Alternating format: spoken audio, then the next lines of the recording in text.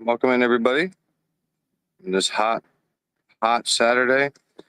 I saw there was a lot of comments, so just gonna say hello to everybody. Hello, mods. I have a question to ask you guys before I start. Do you guys enjoy me, like, either bringing up your comments and saying, hello, or greeting everybody when I first start? Does that bother anybody? Because I saw somebody in the comments whining that I say hello to everybody when I first start the live, and I do that because number one, I want to see who's here. Number two, I just think it's respectful to say hello back.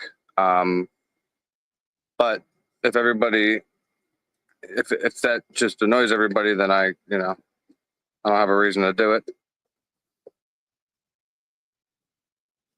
Well, I mean, again, if so somebody made a comment, and I just want to make sure that you guys don't get bothered that I say hello to everybody. Simply welcome, Megan. Meg, how are you? Megan, I just called you Megan. Oh my god. Michelle. I mean, I just like saying hello to everybody. I don't do it because like I need to. I do it because I want to. Lady Speedball, Cat K, welcome.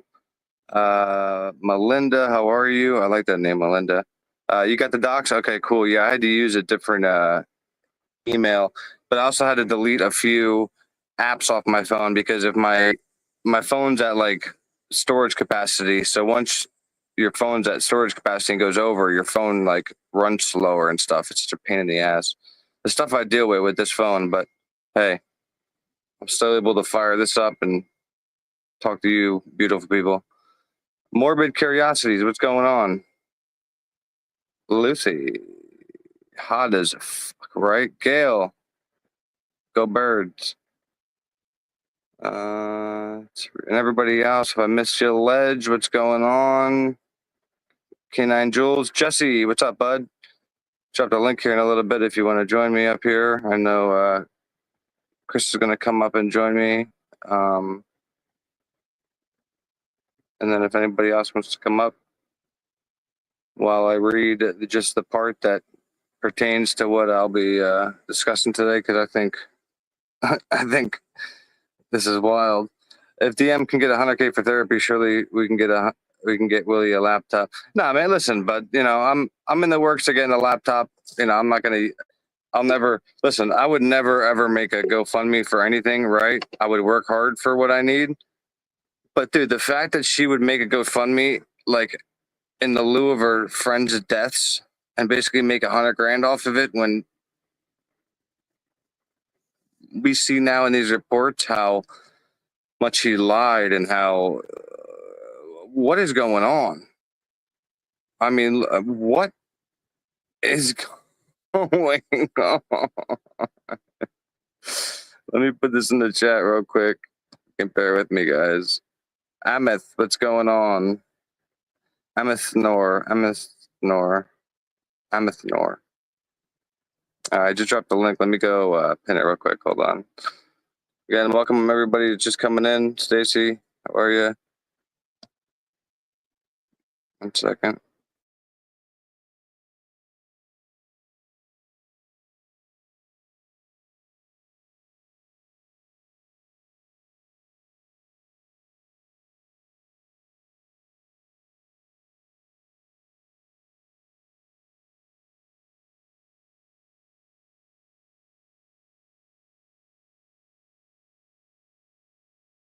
All right, message should be. And Jesse, my buddy, what's up, buddy? What's going on? Just drinking coffee. Doing? You drinking some wine or you drinking some coffee? No, oh, look at you, switching it up. Ledge, no way is Ledge back here. The ledge of the ledge. Hey, Krista. Hey. Oh, where'd he go? No, he dropped down. Legendary K9, CEO. what's up? Hey, thank you guys so much for joining me. Usually I'm up here by myself, or it's just me and Krista. You hear me? Yep, I'll make myself. What's going on? How are you guys? Good. Good. You went from coming up here to I'll be back ledge. That's not cool, bro. Not cool. Not cool. Wait, what happened? Nothing. I'm just messing with legendary CEO. I've known him for like 3 years. You know this is what I've been waiting for. So, You say that again. You know this is what I've been waiting for. Can you see my avatar? Yeah, it's a little small. I can't make it any bigger, but see if you could make it. See if you can make it bigger. Let me see what I can do here. Maybe it's Style. There we go. There's false memory Oh syndrome. my, false memory syndrome. Oh no, it messed up my color. What happened? Hold on. You're pink. So who am I saying hello to? I know Krista's up here. Oh, hi, Jesse. I'm Jules. I'm another Pennsylvania person. Jules, hi. Hi, Jules. Hi.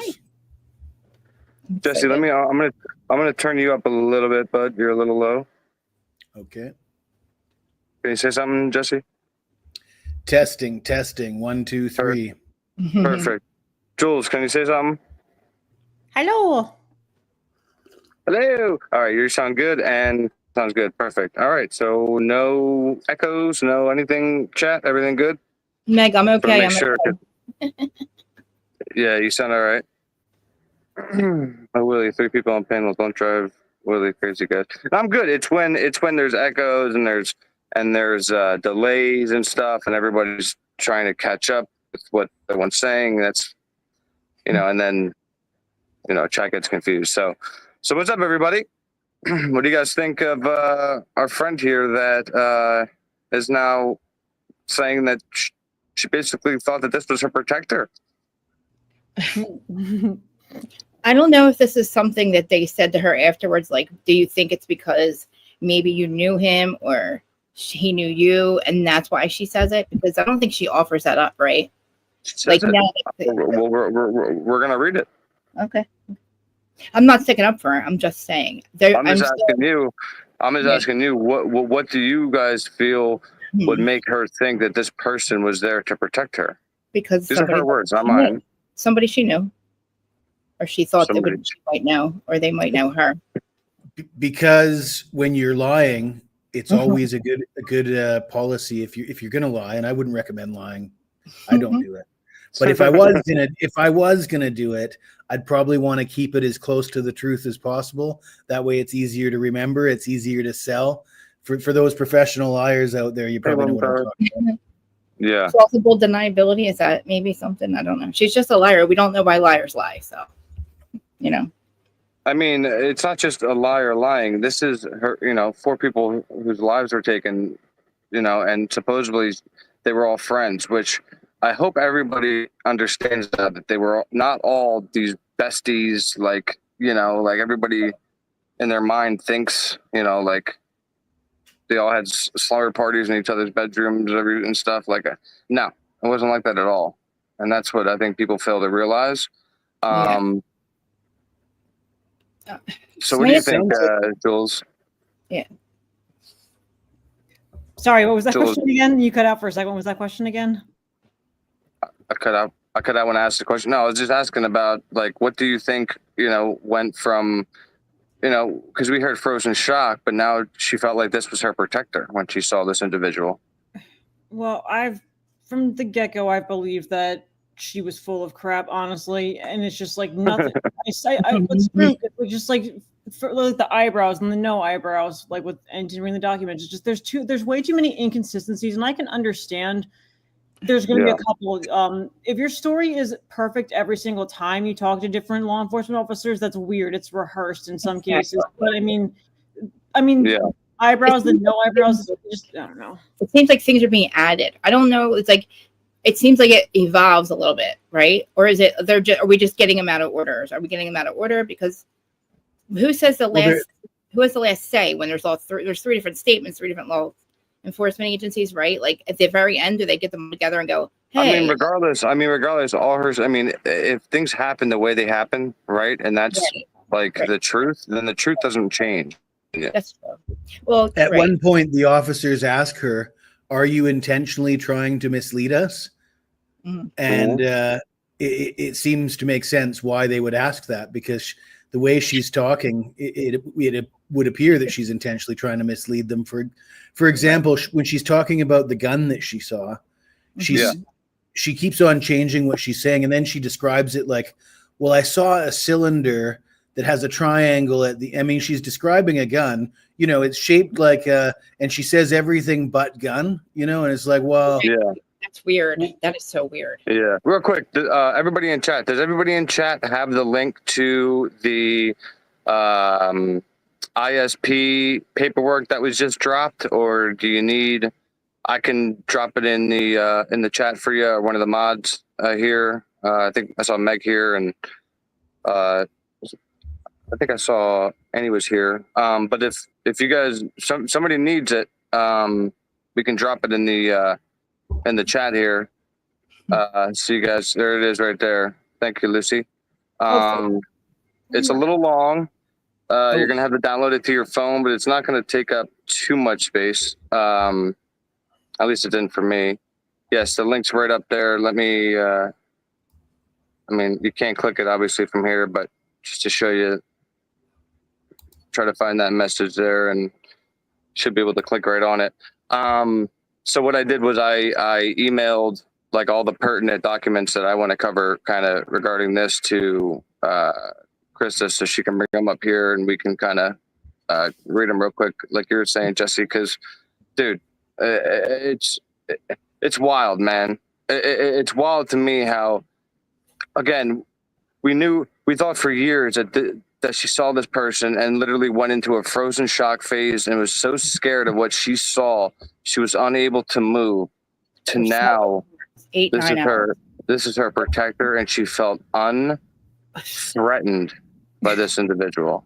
I keep thinking to myself, Help why? me. Why did we see a plea deal? I mean, I don't know. everything that comes out, it's like, Ann Taylor, Ann Taylor, you got some splaining to do. Yes, she does. Yeah.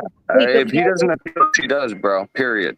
Weren't they trying to keep this out or something? A lot of this out? Like maybe they didn't trust. Also, what if just in case he had lost? This is my thing. What if he had lost, right? Just in case they had it all paid off. Then they try to, and he still has the DP. And then literally they have to, he'll never have this amount of time, even if it takes a long time to appeal or whatever it is. Like maybe this was the way to get us behind it. Again, guys. All this stuff out, and for the actual public to see what effery is going on, so then when he does maybe go to trial and an appeal, he's not going to have a bunch of maybe tainted jury pools, or like, you know, more of a chance maybe. I'm thinking, you know what I'm saying? Like now this is like getting bigger than, this is huge. I think, I hope people start paying attention. Yeah. And, Real quick, I just want to say, because I know last stream I was saying we were approaching, but I just want to say, guys, we I think we're over by like a few, but we got to 100 members in about a week, so we're at like a little army, and you know, in less than a week. And then what I'm gonna do is I'm gonna change, instead of having like these tiers or whatever of memberships, I'm just gonna have one membership and just name it the Malacca crew. So then all of us will just be Malaccas. Because I think it's a lot easier than, you know, having these tiers. And I got confused when they made me do all that. I was like, I don't let me just put this. So I'm just going to have one tier, and then, you know, we're all going to be the Malaccas. I think that's going to be a lot easier. Awesome. Thank you so much. Yeah, I have to give credit to everybody, really, just watching everybody and learning, you know, tidbits from everybody. Dago, Lana, you know, I can go on and on of everybody that I've watched that inspired me to, you know, and then told me over and over, you know, why not make a channel? Why not make a channel? And the people that like have been supporting me, it's been amazing. Like there's some creators who, you know, they can't even, there's some creators who fail to even, you know, get to 1,000 subs, and yeah, you it's know, not. here I am. It's unheard of, honestly. Yeah. But here I am, you know, and the members thing. Yeah, I'm just grateful because, like I said, I can't do any of this, or you know, without y'all. That's why, you know, I can hopefully, when YouTube, you know, does, I don't really know when the dates and all that are, but then I'll be able to hopefully get a laptop, and then I want to get like a little like a nice Like I want to have a cool background that's not like this, like you see the background here, how it's like AI and fake. I want to actually have like stuff in the background that looks nice and nice lighting and stuff like that. Because Studio. You yeah, mean he like might have- MJ he might posters? have You mean? and Mike, like you have, dude. What'd you say, brother? MJ posters? MJ posters? I thought it was like a Final Fantasy. Oh hell poster. yeah, dude! If they're signed, that'd be nice. No, I don't spend money on that anymore. What'd you say, Krista? Got galaxy lights. You can do galaxy lights, you know. Light, yeah. It's just I'm a man, so I want to, you know. It's just when I see like strobe lights and like those lights on like guys streams, I'm like, I don't know. Anyway, so if you want, Krista, if you could bring up those docs, I just want to read through a few to kind of read over that verbiage real quick. I don't want to. You send to me in order, so I'll just pull them up and you tell me which one. Yeah. I need a PO box. People can send you stuff for your channel. Yeah, I do got to do that. And then what I'll do, like I said, for the giveaways, because I really want to do giveaways, because I'm just so used to doing it with my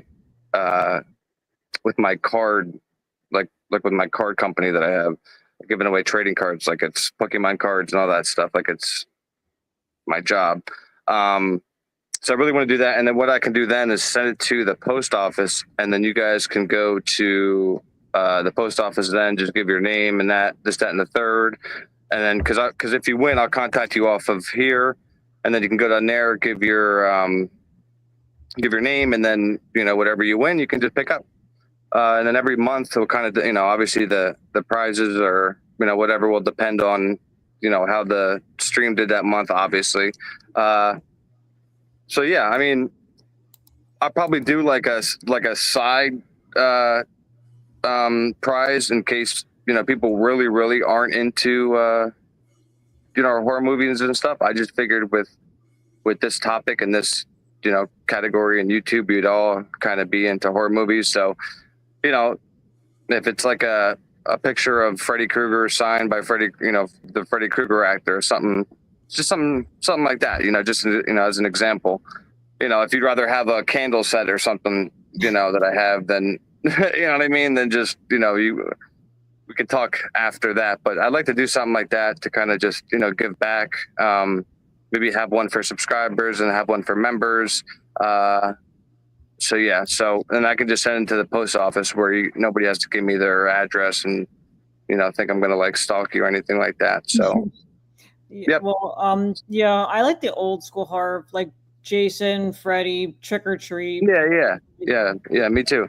Yeah, I mean, or like it might be like a Chucky card or something that maybe there's only like 10 of in the world, and it's signed by the the actor that voiced Chucky, and then like something that pertains to true crime and like horror and like just like the genre. It's just I don't want to do like serial killer shit. Like that's weird. To me that's weird. I'd rather do like horror stuff. Yeah. But anyway, sorry to. I just wanted to let you know that Lenny in your comments made a good point. She said Hitler didn't care to listen to Anne or her complaints about the state handing over things, and I'm too busy arguing for the state. And I thought that was a good comment. I'm sorry, Lenny Flores. She's back a bit. Oh wait, let me see what she sent. Oh, sorry, which I just saw this. Which she sent $2 super chat. Is an all doc keyword searchable database possible? Is an all doc keyword searchable database possible? Is an all doc keyword searchable database possible? I don't think so. I guess she means like from all departments, maybe like from every place. Yeah, do you think that's possible? I don't know. I'm not trying to get you guys. What do you mean arrested? It's not illegal for me to do for me to do giveaways. Do you see the box, by the way? Do you see the extra window Thanks, down there? Leslie. Yeah, if you haven't yet, if everybody can just go hit that like button, because Oh yeah, that too. we have 74 likes and there's 160 people in here, so the math ain't mathing unless it's just me. Sorry, Chris. Do you see the docs at the bottom? Yeah, 1 second. I think it's here we go. There we go. All right. Now, does it let you? Oh man, it's a little blurry. Does it let you zoom? Oh yeah. All right, bro. Awesome. Okay. Um, And I can like go forward or yeah, let's see. Okay, so this is the interview. State the following. She's a sophomore at University of Idaho. I'm not gonna like read all the boring stuff. She had been residing at the residence where the incident occurred since April. Oh, I also want to just say one thing. I don't know if you guys saw, but they're in the report of the 911 call, Jesse. The time they have is 12:22. 12:22 a.m. or No, p.m. Oh, wait a minute. What? I thought it was supposed to be 11:58 or something. No, exactly. Well, I thought it was right around 11:58 or 12 o'clock. Yeah. Hey, thank you so much, Brian, for gifting a membership, and congrats to whoever got that. Yeah, I Maybe thought it was. Yeah, I thought it was right around noon. Maybe that's what she called Hunter.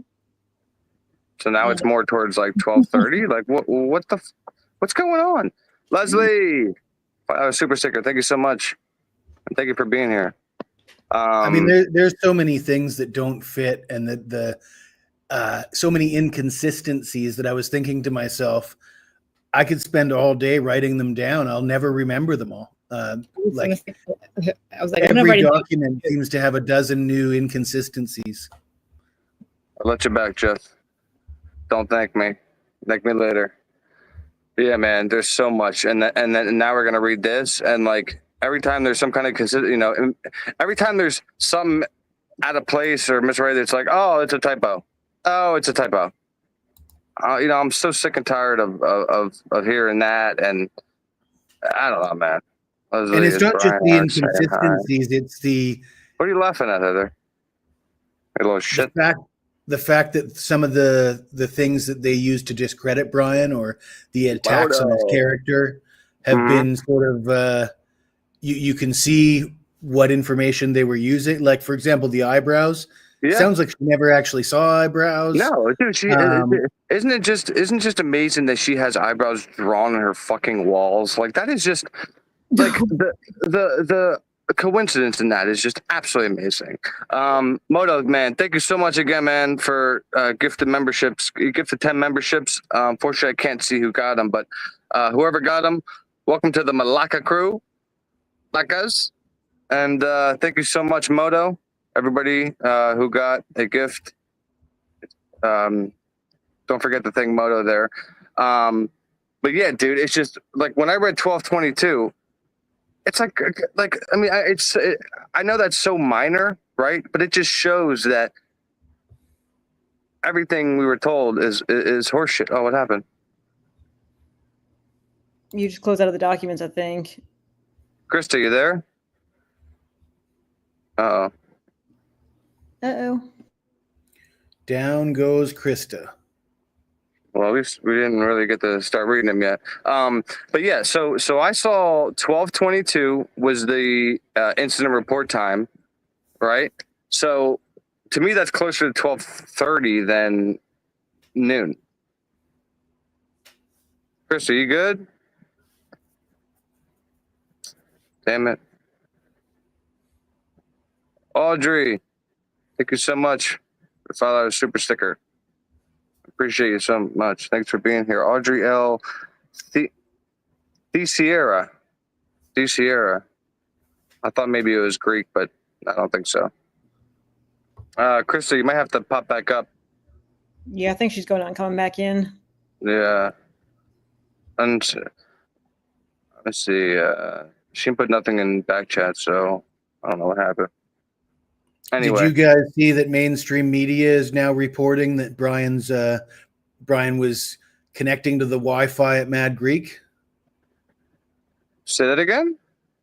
Mainstream media has been reporting for the last 2 days that Brian connected to the Wi-Fi at Mad Greek. Daniel at Drunk Turkey is reporting this. A lot of the Gilter channels have been rolling with this. But it's all based on bullshit. It's completely fabricated bullshit. I'm allowed to say shit on this channel, aren't I? Yeah, dude, we're uncensored here. So right. So yeah, I was watching, I think it was News Nation or maybe My enemy.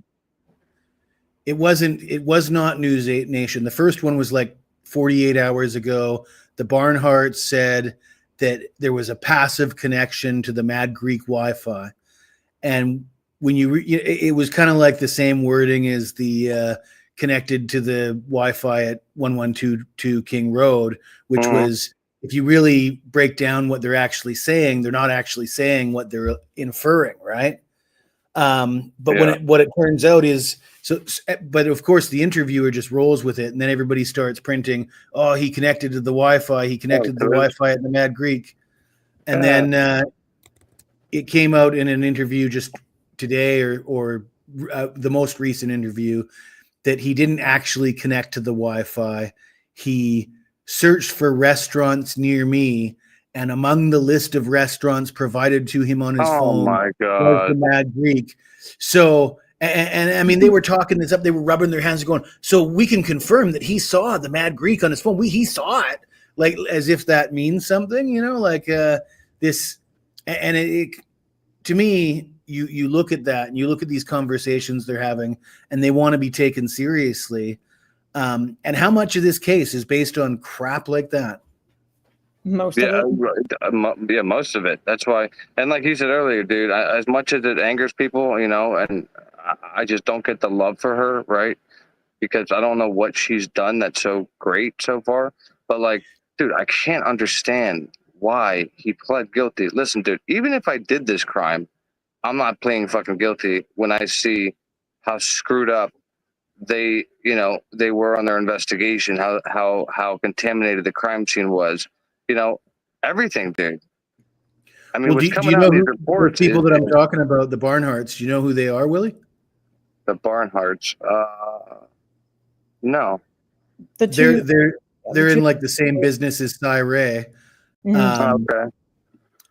And I believe they own, or they're highly involved with the company. That's not why we're here, dude. You don't understand. Like, I don't know, man. Jeff's so lost in this world.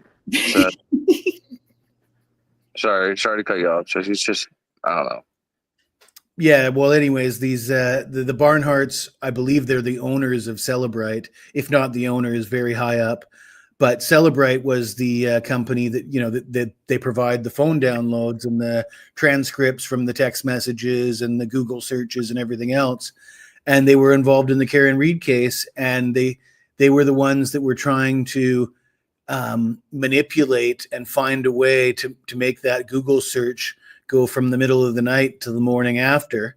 And I mean, to me, my point of view, and I think most people's point of view, is they were just hired to come in and just lie through their teeth, and that's what they do. And it seems to me that the premise of the entire legal system is to be able to hire experts that will just come in and tell whatever story you're hiring them to tell. And because they have the experience and the paperwork and the degrees, I mean, just like Aperture in the Karen Read case or Trooper Paul, they'll just stand up there and bold-faced lie for hours on end. And because you went to Princeton, they usually spend an hour reading off their qualifications, right? Oh, I went to Harvard, I went to Princeton, I got a degree in biomechanics and blah blah blah, and then come the lies, just an hour of straight lies, and then the jury goes, oh wow. And I mean, it really shouldn't be like that. It should. You remember COVID when all these studies were coming out, and then people would be saying, "Is that peer reviewed? Is that peer reviewed?" Mm-hmm. These experts should have to be peer reviewed, and if they testify in court to something that their peers don't agree with, they should be like disbarred. Like you're no longer allowed to testify in court if you're going to go up there and tell bullshit stories. Absolutely. You're absolutely correct, dude. This is all just baffling to me as this being the introduction to true crime, right? So my introduction, like I was talking a day ago, my introduction to true crime is this case, Karen Read, and it's like, what is happening? I have no faith that I'm arrested, and something that like I'm ever gonna get, a fair anything ever, just because of like how our justice system is. Moto Man, take a $10 Super chat. Didn't MSM learn anything since the election? Yeah, get a clue. Stuff like this is making with clickbaiting vicious circle. Yes. And my question is to that is why is MSM right? If Brian pled, Brian's in prison, Brian away. Why are they still speaking about it? Well, they know, they just don't What is care. the motive? They know, So Willie, go they ahead. just don't care. They know, they just don't care because it's not what sells. The truth doesn't sell. So But why? But why? But why are okay? If they're going to cherry pick information to report from these documents and stuff of that nature, right? Why are they reporting anything at all? Like they're beating a dead horse. Brian's in jail. Brian pled guilty. Like that part's done. Them, saying his disgusting and this past that he had and yada yada yada that they're starting now like Law and Crime did yesterday. Listen, if you walk past Brian in the hallway like I did, you'd think he was just a quiet, regular dude, right? He wasn't dressed overly awkward. He didn't seem overly awkward. He just seemed quiet. He had a few people that he would walk with in the hallways, right? And then I'm sure there's a long list of people that are saying exactly that, Willie, and guess how many of them make it on mainstream media? exactly. that's me. I don't. Yeah, I hate mainstream media. For all because I don't we care know, about 9 the out of truth. 10 people that are asked about Brian might say that. Exactly. And only that one person that They has bring something up a negative to say gets on TV. Yeah, they bring up disgruntled classmates or disgruntled people that he taught that got an F on a test to talk bad about him instead of the truth. I mean, but again, listening to Skylar Jacobson's interview, I think that's a good example right there of an interview that, in my opinion, kind of tells the truth. That's the person that he jogged with. And I should reach out to Skylar. I sent him a message a couple of days ago to see if he wanted to come on and talk because because if they jogged for a couple hours right at a time, right, then they had to have had a lot of conversation. So I'm interested in what kind of conversations they had at 2, 3 o'clock in the morning and, this, that, and the third, because this would be after high school, I'm assuming. This is kind of how he worded it. I thought it was interesting that the boxing coach that they tried to subpoena to go to the trial stood up and said, "I don't know what you want me to say. The kid never threw a punch." Yeah. And do you think mainstream media reports on that? No. No, of course not. Well, Canadian. But that's the thing. We have nothing to do with it. Just because there's a lot of stuff that channels report on that MSM doesn't report on. I don't think that has anything to do with it, in my opinion. It's just odd that, we should be the only ones caring about this information because all the guilters, including MSM, they should all just move on with their lives because, they got what they wanted. But to your point, Willie, of they don't listen to us and they're not going to report on it. How about the WSU Kim and Dave? And more of what Dave was saying, it came out in some of the documents I heard read this morning about the Snapchat communications and how several students were notified on Snapchat before the official notifications came out. Whatever. And I mean, there's no doubt that there's no doubt that mainstream media is aware of Dave and WSU Kim.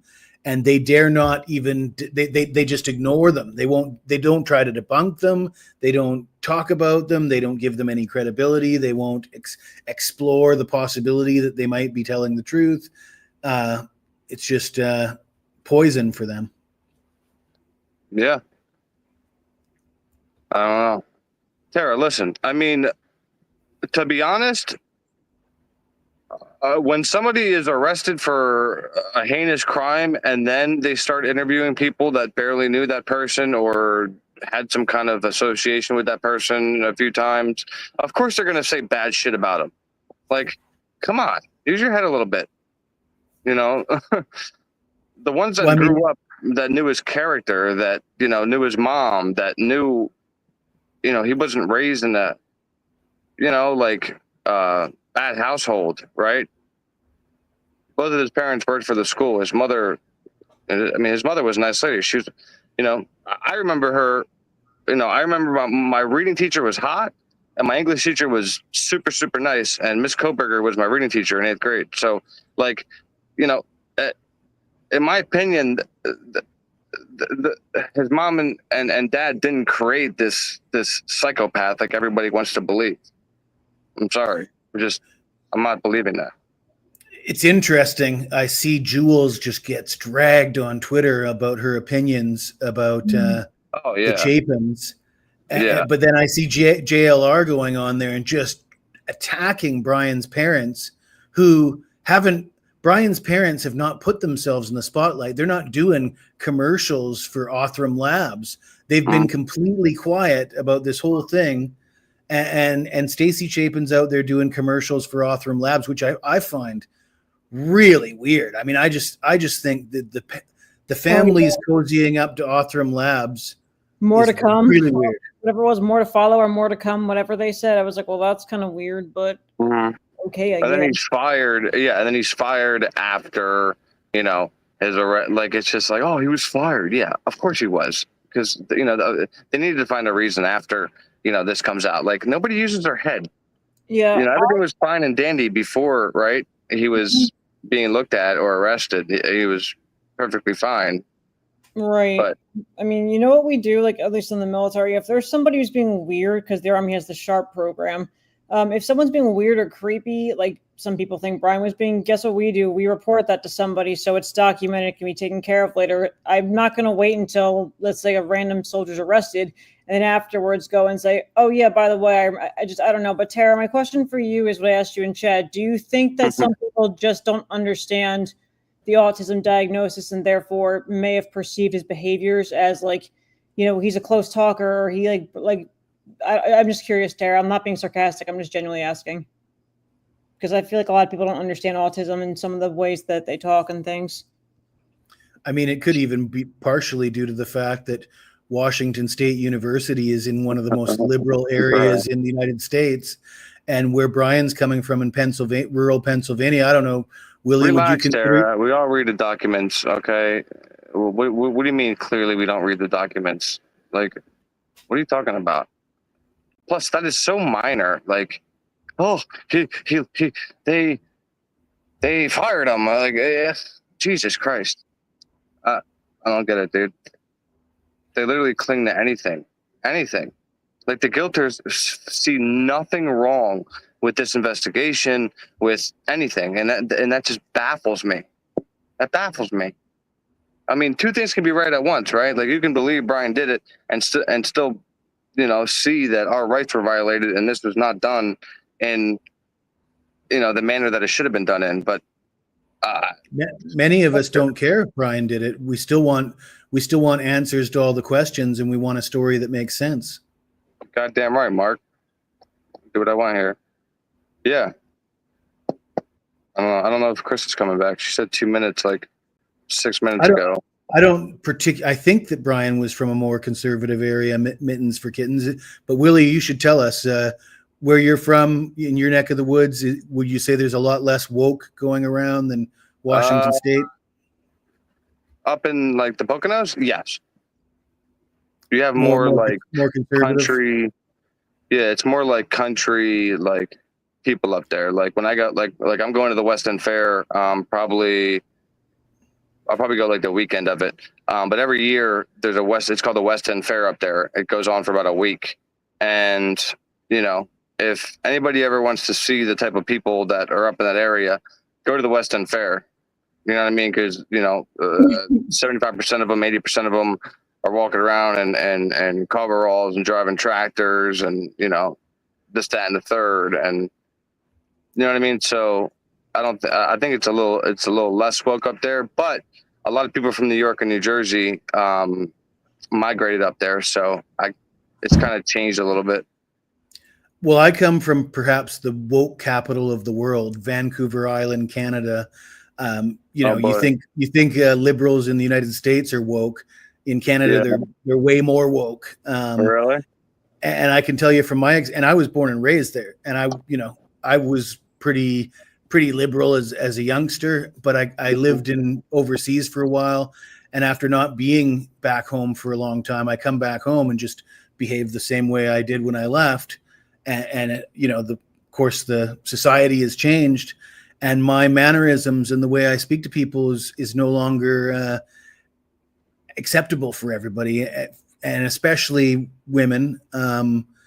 I notice a lot of men where I'm from, when they're speaking to women, they like put on like a childish voice, like, "Oh, well, yeah, hi there. I was just coming into. Oh, I'm sorry," and stuff like that. I just don't do that. I mean, if I walk into a shop and somebody looks up, I say, "Hey, this is what I'm looking for. I'm here to buy this." Mm-hmm. And I assume that since they work there, they're there to sell me that. But I found that people found that abrasive. Like, no, you got to put on the soft voice, and you got to say sorry for even being here. And once I'm done talking to my girlfriend on the phone, I might get around to it. And I'm just scratching my head, going, "Well, man, this is done." And maybe Brian went through some of that. Yeah, yeah. Who knows? Yeah, because like I said, we don't know what. Yeah, it's just, again, man, the whole thing of him pleading out just to spare himself from the death penalty, I'm not buying that, because he decided to do this in a state that has a death penalty, where he could have just stayed in Washington and not had to worry about it. So I'm not really on board with that's why he took a plea, to be honest. Jesse, could I ask you for a huge favor? Because Krista just messaged me, and I guess her charger broke or something's going on. Is there any way I can either email you the like 3 or 4 docs that I have here that I just want to? Yeah, I'll give you my email in private chat. Okay. Or I don't know if you have the documents from. I don't have them. Okay, cool. Then I can just email you, because it's only a couple. It's just she just texted me and said that her charger broke. Kind of sucks. You can't even say woke in Toronto without being judged at home. Are you serious, Moto? Oh yeah, Canada's pretty liberal. I didn't even know man. Canada was like that, dude. Well, It wasn't. Thanks It for wasn't the in super the chat. 90s when I used to like it there. Dude, I never thought. Wow. Dude, is that all like? There's okay, so I got to put in those underscores. Yes, you do. All right. It won't work without the underscores. All right, hold on a second. Lucy, I've been asking that same question actually. She said, What'd "Why she is say? no one asking?" She said, "Why is no one asking why Ellie is mass dropping all these reports related to their entire investigation, except the shit that leads to Brian being the guy?" With a bunch of question marks. I agree.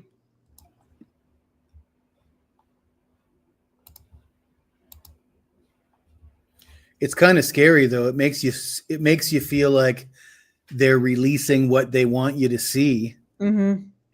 Even though all the information seems to make them look like liars and completely incompetent. I mean, it seems impossible to fathom that they're holding back the good stuff that would actually make Brian look guilty, and they're saving the best for last or something. You know, like what? Why would they do that? You'd think they'd want to get the nasty stuff, the best they got, and get that out there first. Yeah, that's true. But I mean, why didn't they just release the picture of like the knife sheath that they supposedly have with this Marine Corps logo like right away? Like, why didn't they just release that day one right away? You know what I mean? So, yeah. Well, and then what they put out. Remember, they put out the video of the video showing like the K-turn and the DoorDash driver and all that was like sped up and edited and stuff like that. It's like and even the crime scene photos they put out were edited. Mm-hmm. So which one do you want me to start with, Willie? Do you have so it should go chronologically. Like when I send to you, it should go from like top to bottom or bottom from top, but it should be numbered. I just sent you that one report because it shows the time that I was talking about, 4:22. But we can pull that one up during it or whenever. Instead, they just keep pushing more shit. Yeah, and like you said, why are they? If they fucked up so bad, and this is also screwed, why are they releasing all this to show us?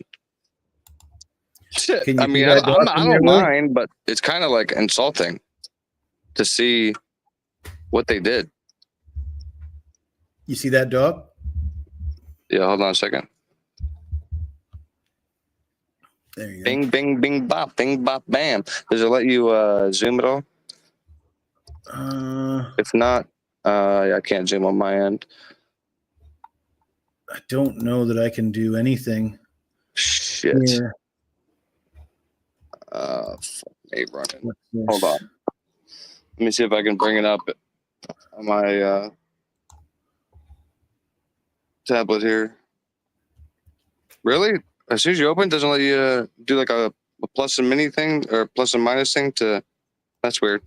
Let me see here where we were at. That's okay. So that's in the 60s. So we got to go back a little bit to the beginning because I sent you 2 emails. One has 5 pictures. The other one has 4 pictures because I had to do 2 separate emails. Okay. So if you see the numbers all the way to the left there, we gotta find the one that starts with 1.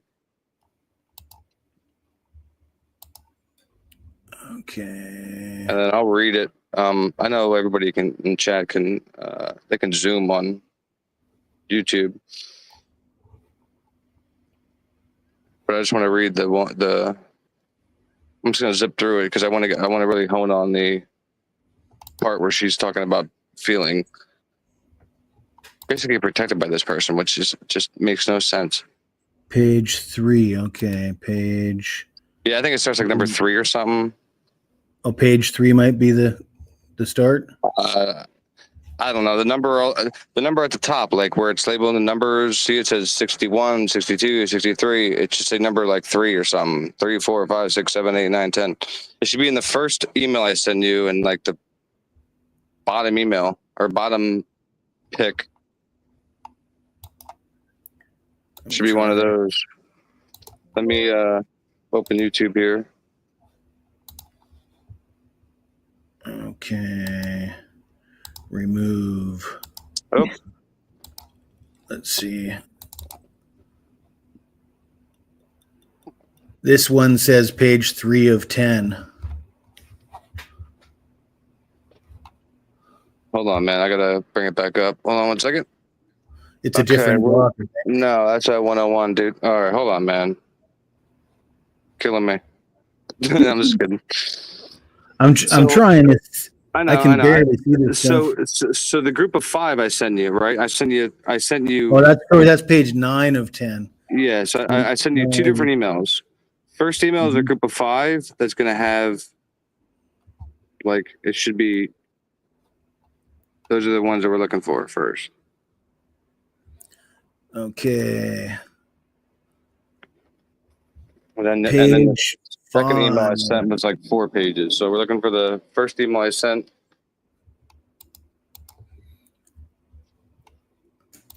Lucy, that's a good point. She said 95% of criminal charges are resolved via plea. That does not mean that Ellie has it right 95% of the time. That's a good point, Lucy. Yeah. That's a really good point. So the first one I seem to have is page 3 of 10. Okay. If we bring that up, where did it start at? I'm trying to see what I sent you here. Hold on. So I sent.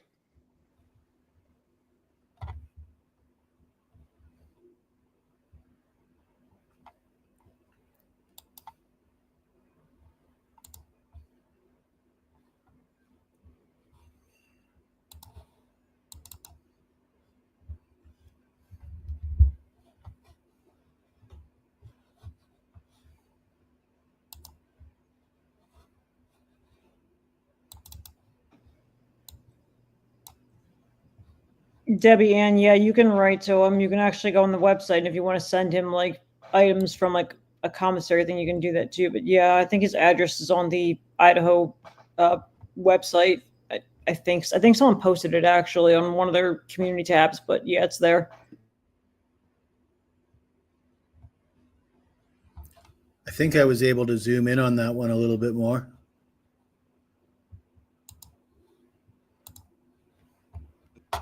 I just sent you the first one directly, like by itself, just in case. Okay. Okay. We could start there, and then the others we can start here. Really, I mean Saturday. Oh yeah, it's fine because it kind of just goes over like what they were doing and leading up to it. So this is fine. Did you say you can Zoom, or do I need to bring up YouTube? That I thought that was more zoomed, but Oh no, it's okay. I'll see when I'm on a StreamYard, like when I'm up, like if I'm up on StreamYard, like you are right now, I can zoom like all the way in, dude, to like and see a letter for Christ's sakes. But when I'm doing a stream, it doesn't let me zoom. It's fucking weird. yeah, I don't think I have the admin privilege to do that. Like I can't present it. You have to present it, right? Yeah, that's all right. I can see it now. All right, so I'll start at the top here. So number 19. So basically, she's explaining like what's going on. She explained the plans for Saturday night, included a Chi fraternity party on campus. Explained Kaylee was not going to this function because she was a senior, and typically seniors do not attend the fraternity functions on campus because they are old enough to go to the local clubs. Dylan explained she was going to the Sigma Chi party. Dylan further explained at one point Maddie was at this function but left the function to go to the club with Kaylee. They were all at the house together at 5 p.m. on Saturday. Dylan stated Kaylee decided to go and take a nap, and basically all of them and she were on the couch watching a movie.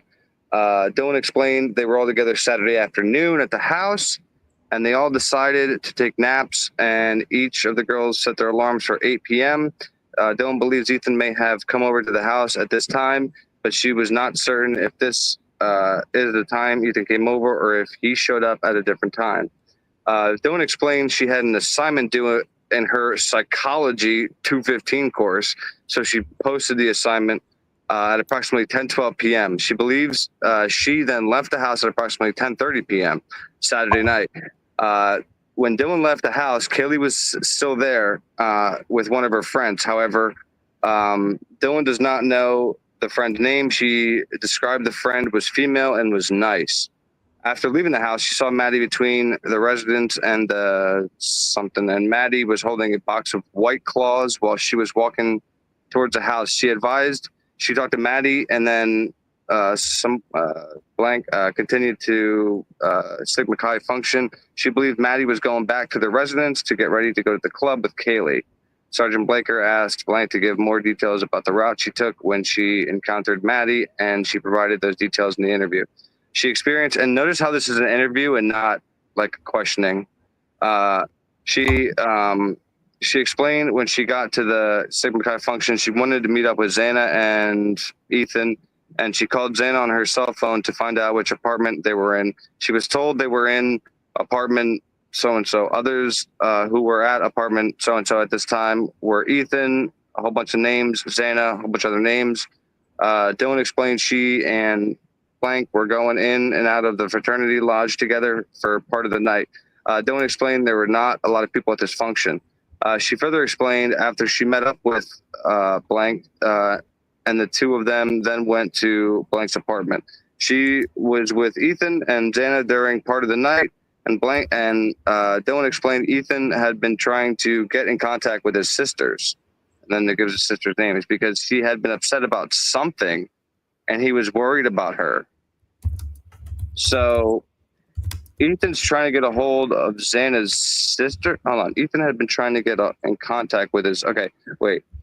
She was with Ethan and Xana during part of the night. And they want to explain Ethan had been trying to get in contact with his sisters because she had been upset about something and he was worried about her. Okay. Right. You know what I mean? That's kind of weird, but Dylan did not know what the issue was. She remembered Blank told her brother she had not been answering her cell phone because she had been sleeping. She described Ethan as being very protective of his sister as well as protective with all the roommates. The group of them then went to visit blank, who had previously met through Xana, and blank was also there, including blank, blank, and blank, and blank, and blank were also there, as well as blank, blank, and blank, and blank. And blank's dad, who knew blank. When asked how much alcohol she had consumed, she explained she had been playing Rage Cage. Well, guys, we had Flip Cup back in our days. We had beer pong. What else we have? And now we have Rage Cage, which she describes was a drinking game. And when she awakened from her nap, she consumed 3 White Claws like an alcoholic with an alcohol content of 5%. She denied there was any drug use and stated Xanethan used. She advised neither Maddie or Kaylee did drugs. She explained she nor blank never touched that stuff. Fuck out of here. She described the alcohol used at blank and blank residence, which included blank consuming a whole Borg. What the fuck is a Borg? It explains it, yeah. It says what a Borg is. In which she also consumed some of the Borg, based on a Google search I conducted relative to writing a report. A Borg is an alcoholic beverage which requires taking an empty gallon container and filling halfway with water, adding vodka and nothing. That's an alcoholic. In my opinion, to make the taste of this beer, the cocktail is often referred to as a Borg because the nickname doubles as an acronym that stands for the drink's full name, Blackout Rage Gallon. What are these fucking kids doing? That's a new one for me. I've never heard of that before. That's what alcoholics do is mix vodka with water. You sickos? Are they trying to die? Holy macaroni. What's a Borg? I just read it, Les. It's blackout to die. Whatever. Wow. All right. So where are we at? Number 30. So we're at for number 33. That'll be the next report.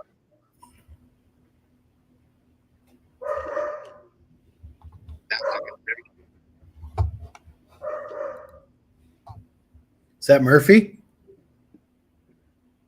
Huh? No, that's my one. That's my German Shepherd too. Jesse, can we look for the one that starts number 33? Were you able to find that one? Get rid of this one? Yeah, we're looking for the one that starts at 33. Should have been right next to the one right next to this one. Is that it? Again, I appreciate everybody joining in. Hold on, I gotta bring it.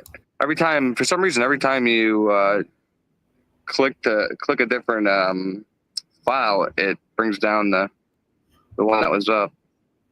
Okay, it starts with 33 or ends with 33. There we go. Perfect. Right here. That's the one? Yep. All right. So, and again, I appreciate everybody coming in. Let me just see. Moon, how are you? Thanks for coming in. Joanne, welcome. Guys, if you haven't yet, if you can just hit that thumbs up for me. Appreciate you so much. And if you haven't yet, hit the subscribe button so you can come back and chill. All right. So here we go. She advised it was only she and blank that went back to the residence using the Sabro. She did not believe anyone else was home. When the two of them got home, which she believed was sometime between 1:15 a.m. and 1:30 a.m., November 13th, she was intoxicated. And because of that, she does not remember what time it actually was. But they based her timeline on it. But she believed it was between the 2 times mentioned. Okay. She further advised she made popcorn in the kitchen. And she and Bethany watched Vampire Diaries together. Is that who it is, Bethany? Let me. I'm just trying to think of who. I forget who was watching, who was like there with her. Because they talk about Vampire Diaries a lot, and I'm gonna get mad. Oh, Well, yeah. not only that, Vampire Diaries at the end has a scene with a guy with a black mask. So, Yes, and that's why I'm going to get mad. So here we go. So approximately 20 minutes later, I'm guessing Blank and Blank returned home. The three of them laid down and continued to watch Vampire Diaries. She believes Blank may have walked home, and then she advised she does not know what time Blank and Blank went to bed. She had already gone to bed and does not know when Blank may have left or when Blank went to bed. Okay. At approximately 2 to 2:30 a.m., she awakened because Maddie and Kaylee arrived home with the grub truck food, and they had mac and cheese, which Dylan explained they normally got. All four of them were together, which included Blank, Blank, Maddie, and Kaylee. Blank arrived. They were taking selfie videos. So at this point, everything is copacetic. All the girls talked about getting grub truck food. She did not believe Zan and Ethan were home because their bedroom door was open and she did not see them. And she discussed whether she may have been mistaken about this fact. And then she said she was certain she saw their door was open and they were not home. She then went to bed, which she advised was after texting the Uber driver. Dylan looked at her phone to determine what time she had texted the Uber driver and said her phone said at 3:10 a.m. But after further discussion, Dylan admitted she was some confused about whether she was using Moscow time or Boise time. Dylan explained her timeline may be off by an hour because of this issue. Specifically during this interview, referencing Boise time instead of providing the time it would have been in Moscow, which these events were occurring on the 13th of November. She explained she uses Snapchat as well as her cell phone to communicate with her friends. She advised if there is a lack of texted communication on her cell phone, it is because she had transitioned to using the Snapchat app for her method of communications. Isn't that convenient? So Wait, question. So when he was mentioning about the times and things, doesn't your phone like automatically like switch time zones? If it's like my iPhone, I know like when we go visit Ray's absolutely family, it does. when we go visit Ray's family, But wasn't she there long enough to not be able to use this excuse?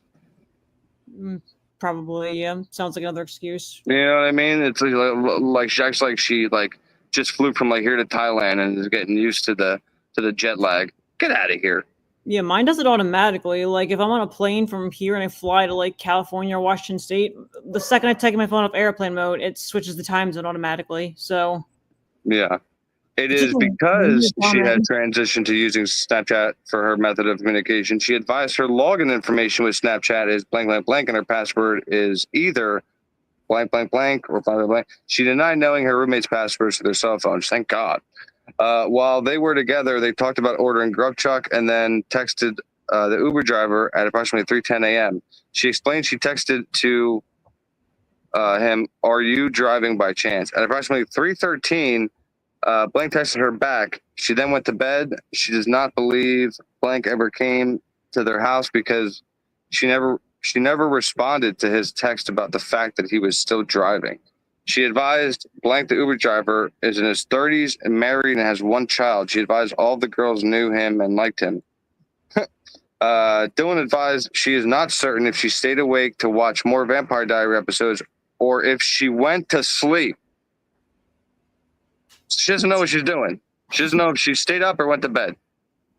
She was not certain if she locked her bedroom door, and she was not certain if she locked the sliding door, the sliding door, because she was the one who usually did. But she also volunteered in her statement that she believed Moscow was a safe place, so the sliding door was not always locked. Wow. Did she actually say Snapchat group chats? Snapchat is for her method of communication. I don't see nothing about group yet. I don't see it yet. Okay. Hold on a second. I just saw something. Crime Solver, thank you so much for super chat. She was on Borg time. Yeah, how are they going to take anybody's word for it? They literally just told you they were trying to black out. Like, dude, what's going on? That they're taking this drunk girl's word for everything, basing their timeline off everything. Like, that's appalling, dude. All right, where was I? She's not certain. Okay, so she's not sure if she stayed awake or if she went to sleep. She doesn't know, Jesse. Literally hours after this happened, she's not sure if what the hell she was doing. I'm pretty sure she wasn't sleeping. Okay, thank you. I wasn't even there, but I'm pretty sure. Thank you. She does not remember if anyone locked a sliding door before and she went to bed. She was the first to go to bed ahead of the other roommates. Imagine that. No, she wasn't. She explained that she previously had a lot of dreams where she had been kidnapped in her dreams. And 1 second, let me take down this. Get this ticker down real quick.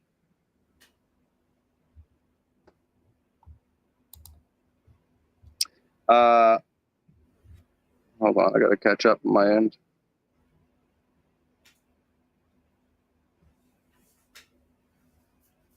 And she does not remember if anyone, she was the first to go. She explained that she previously had a lot of dreams where she had been kidnapped in her dreams. And, okay, I thought there was another line. So that was 46. So now we're going to look for 47, brother. If it starts at 47. Because we're coming up to the, all right, so the ticker I know is not doing any damage. Okay, that's good. What's up, chat? Sorry, guys, I'm just reading this. I just want to, in case anybody hasn't heard this yet. Again, I know Lucy dropped it. I think Meg dropped it too. The link to all the documents that ISP let out. I know Brian Enton was trying to be a little gatekeeper around his table, like he was, the cool kid in class. But haha, buddy. Too bad, so sad. Mm-hmm. All right, so where we at? 46. He didn't. What was the one thing he was reading, and he was just like, "Oh well, I haven't and he just kind of stopped reading it. I was just like, "I think you covered on your live last night," and we were all just like, "What the heck are you doing, dude?" Just gatekeeping. Jesse, were you able to find that one? Is that the one there? No, the one that's up is the one that we just read. So we're looking at the one that starts with 47, but I might have to bring it back up on my end. Let me see. It's not. What happened to me? It can't seem to. Well, there's two of them. And you've looked at both of them, and neither one of those is the right one. Let me see. This starts. Nope. Okay, so this one starts there, and let me see this one here. Hold on. Oh, here we go. All right. Yeah. I got to catch up on my end so I can be able to read it. All right. So, Dylan explained she was awakened to notice something between 4 a.m. and 4:20 a.m. We know that's a lie. She was asked to explain the amount of alcohol she had consumed before going to bed, and she again explained while she was playing Rage Cage, which included the White Claws, part of the Borg, and maybe 2 or 3 more drinks on top of the Borg. So she is completely obliterated, but she still can text and be on her phone, so not that bad. She denied drinking after she left Blank's house. She advised she had been consuming the alcohol until approximately 1:15 to 1:30 a.m. on Sunday morning. She denied drinking any more alcohol after she got back to the residence. At 4:22 a.m., she confirmed this information by looking at the texted communication on her cell phone. She texted Kaylee asking her, "What's going on?" 4:22 a.m., she's asking Kaylee, "What's going on?" Now, at this time, this person we saw on that video already is sped away and gone. Okay? Keep that in mind. Where we at? Okay, she confirmed. She texted Kaylee asking her what's going on. She advised her phone said 5:22 a.m., which she advised would have been 4:22 a.m. Moscow time. What? She advised around 4 a.m. or 4:20 a.m. she heard Kaylee singing and playing music. She heard Kaylee singing and playing music. She heard who she believed Kaylee walking up the stairs, and blank advised she heard Kaylee say, "Someone's here." And she sounded frantic. Dylan described Kaylee's tone as somewhere between talking and yelling. She believed it was Kaylee who was walking up the stairs with Murphy. So she's singing and playing music, and then all of a sudden, someone's here, and she's frantic going up the stairs with Murphy. But she also doesn't know if she was watching Vampire Diaries or she fell asleep. Remember that too. So Yeah. Well, I'm a little confused. Oh, hold on a second. Let me just real quick. Let me read this at the top real quick. She further explained these types of dreams started in high school, and she knew they were dreams, and she would let those things happen in her dreams because she realized they were dreams. She advised she does not suffer from anxiety and denied prior life trauma other than divorced parents. So there you go. For everybody that said that she has all this PTSD, and everybody that went to argue with me about she has, all this and that and the third, she said herself right there, she has no trauma other than divorced parents. Me too, baby. Me too. And I'm pretty skeptical about these dreams that she's been having as well. I'm just going to say that right now. I saw somebody. Lucid dreams is what she's talking about. Lucid dreams. It's when you're in the dream. It's in your dream and you're realizing you're dreaming, and it's like this. It's called a lucid dream, but I've never heard of that associated with like trauma or anything before. I know those lucid dreams where I can't move a thing. Well, I don't doubt that she's had lucid dreams, but I just think it's rather convenient that she's able to confuse this situation with lucid dreams. Tell me, dude, how is she making these people believe her is my question, which is baffling. And it's also very convenient that she forgets the word for gun, like she's never seen a gun before, and she's like, this long cylinder type thing. Some type of fire mechanism that has right. Pointing out from like this, but yeah. Jane, thank you so much for the 5 gifted memberships. Welcome everybody to the nation. Everybody's now Malacca. We got a lot of Malaccas in here now. Let's just make sure, catch up a chat a little bit. So I'm not confused here. Does that mean it sounds more like 2 feet going up the stairs? It sounds like I'm sure she, with dog's nails and stuff, and her room being right by the stairs, if she's awake, she's used to the sound of either just 1 or 2 people walk upstairs and somebody walk upstairs with Murphy. So she knows. So between 4 and 4:20, somebody's going up the stairs with Murphy. It's just a convenient 20-minute time frame there, huh? Or 20-minute window there. Let's see. Where was I? She said she believed Kaylee running down the stairs. She advised Murphy was barking at the time. Okay. Somebody in chat said that she did say gun in one interview, and I remember that. It's almost like the officers told her to shut up and not say gun, right? Exactly. And then they asked her, well, what did you see? And she's like, well, a thing that, you told me not to say. Yeah, so something that shoots when you pull a trigger, but I don't know if it was a gun because, I'm not too sure. It might be a harpoon gun. Like, shut up. Where are we? It's crazy, dude. And this is all redacted.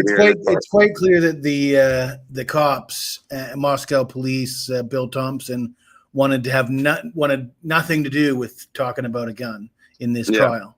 Exactly. And this part I found interesting, which is all redacted. Dylan advised she has been blank, all of it redacted. She does not believe Murphy is normally a barker. Wow. But he was going away from the house? So, yeah. She further stated she believed it was Kaylee who was running down the stairs after she heard her say, "Someone is here." She further explained she does not know if she actually heard this or whether she was drunk and did not actually hear any of this. I'm gonna go bang my head off a wall, and I'll be right back. I'm just kidding. Can you just imagine the cross-examination of Dylan? Can you just imagine being a law enforcement or being investigators across from each other, believing this bullshit? Being like, okay, tell us more. Wow. She heard the footsteps of who she believed to be Kaylee. She explained all the girls wear Doc Martens, and that is what she believed she was hearing Kaylee coming down the stairs wearing her Doc Martens because of the sound of the footsteps coming down. Man, Dylan is on top of her shit, huh? She knows who you are just by the sound of your shoes. But yet okay. Blank called blank at 4:09. Okay, so she's calling everybody at 4:19, then Zana at 4:20, Kaylee at 4:20, and then somebody again at 4:20. Instead of just opening the door and saying, "Hey, what's going on?" Okay, perfect. She advised Bethany told her about seeing fireworks. She texted Bethany the last time at 4:27 a.m. before she went to Bethany's room. I think that might be Bethany. She texted somebody again at 4:27 before she went down to Bethany. Dylan then explained when she first opened her door, and she said she did not see anyone. So first time she opened the door, she saw nobody. But the way she's making it sound is somebody was running down the stairs, dude, saying somebody's here. When did she run back up the stairs being chased by the killer? Where's that account?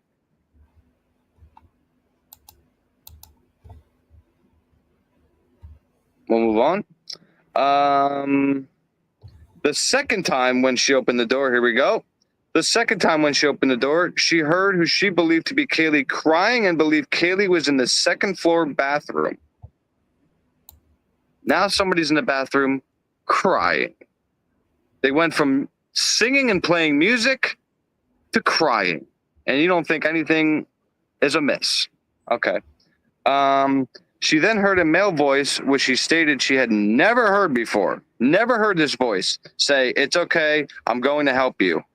Dylan believed the unidentified male was in the bathroom and was with the person who was crying, who we know was just said was Kaylee.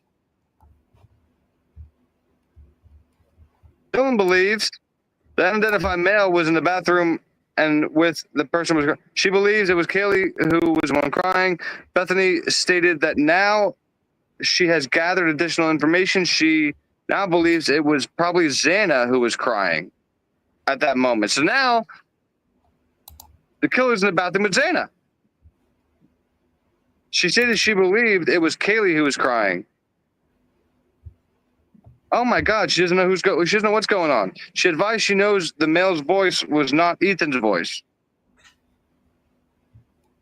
She described the last episode of Vampire Diaries, and she remembered it was two males rescuing a female. She explains it was not violent. She advised the male figure in the last episode was wearing all black, but explained that was normal for the series. What is happening? So how could this possibly come out in court and you could believe anything that she said now? After reading that, it's like she clearly doesn't know if she's giving you Vampire Diaries or something she's actually seen. And she's talking about a gun. What is going on, dude? All right. Finish this page up here. Hold on. Hold on. I lost my place here. Describe. She advised but explain is not normal for the series. She's not certain whether she heard Murphy barking. I think we're sure we heard Murphy barking during the first time she opened her door, but she advised it was possible he was barking, but Murphy was moving away from the house. She described Murphy was a puppy and Dylan had just met him in August. She could not describe Murphy. She could not describe Murphy as being skittish. She advised she opened and closed her door a total of 3 times. And the 4th time is when she left her. And then we'll let me see if it's this one here, because we're looking for number 61. So here we have number 61. All right. Advised she continued to call. Okay, advised she continued to call and text her roommates, but received no answers. She provided the times she called and texted her roommates, and the time span she advised would be between 4:20 and 4:27 a.m. She advised she never thought about an intruder, and in her mind, she stated it was not processing what was occurring as threatening. I'm going to read that over again. I'm going to read it over one more time, and I want everybody to listen up. Don't advise she continued to call and text her roommates, but received no answers. She provided the times she called and texted her roommates, and the time span she advised would have been between 4:20 and 4:27. She advised she never thought about an intruder, and in her mind, she stated she was not processing what was occurring as threatening. She advised she believed the male was directing his conversation of who she believed was Kaylee. She advised she did not believe the male was directing that statement to her. And discussing so she why the identified offender Brian as the intruder, but she didn't see an intruder. exactly. And discussing why the offender did not harm her, it was discussed that it was possible the male knew her and wanted to protect her by killing all of her fucking friends. Sorry, that's not in here. Wanted to protect her, and she said she understood that was possible, but she denied knowing who the suspect was. I'm going to leave it right there for a second, and I want us to have a little conversation about what the fuck we just read. I said it before, when you tell a lie, you base it on as close to the truth as possible. So she clearly knew who the suspect was. If she says it was possible, I mean, just imagine somebody murdered your friends, Willie, and then they asked you, did you know who it was? Well, it's possible. You know what I mean? Like, that is not something that comes out of your mouth. Things are real or not. Like, I might have fell asleep, or like I was watching Vampire Diaries, you know me. So it's like, dude, they would arrest me so fast, bro. It's not even funny. Well, it's possible. You know, that's I was fucking drinking water and vodka, you know. Oh my God, this is disgusting, dude. But then to say that part right there, like, are you kidding me? Yeah. And then someone mentioned earlier, they're like, oh, but Brian Enton says this is compelling. I'm like, well, I have my own thoughts on that, man. I'm just going to leave it at that. But yeah, it's not, it's compelling to show that their stuff's inconsistent. And I'm sorry, I've never trusted. Why would you hear a man's voice that you don't recognize, see a man you don't recognize in a clad mask, he has a gun, you see your friend on the floor dead, and you think he's there to protect you? And not call 911? Yeah, of course we know that. But now we know that she didn't call 911 because she thought that person was there to protect her? But she was in frozen shock, too. Don't forget that. Yeah, bro is right, Twiz.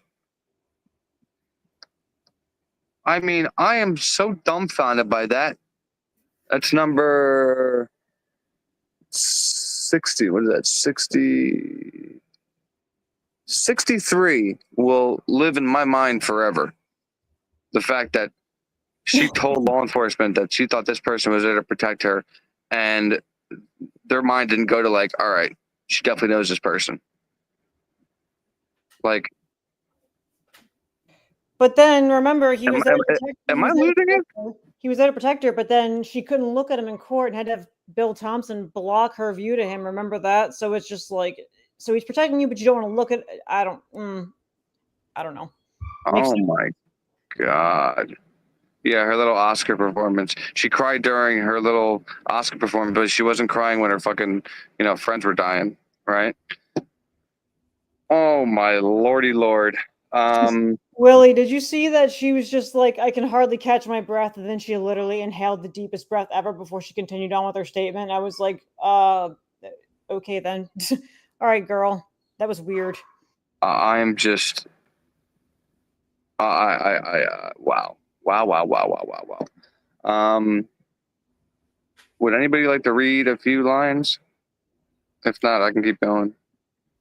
My eyes aren't good enough to read anything. I No can't problem. see anything. Where are we at here?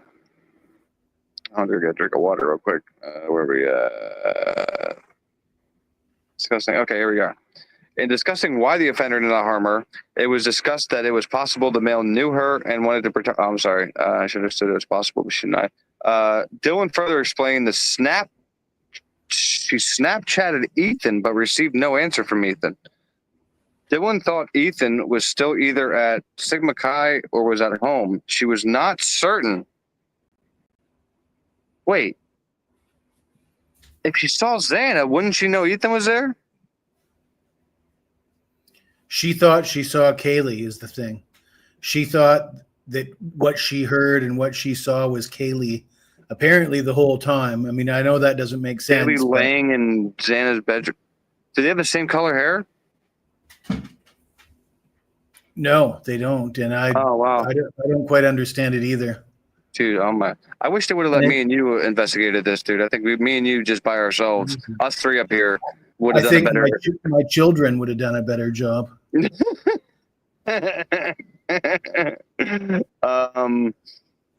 My grandfather could have done a better job. He's dead.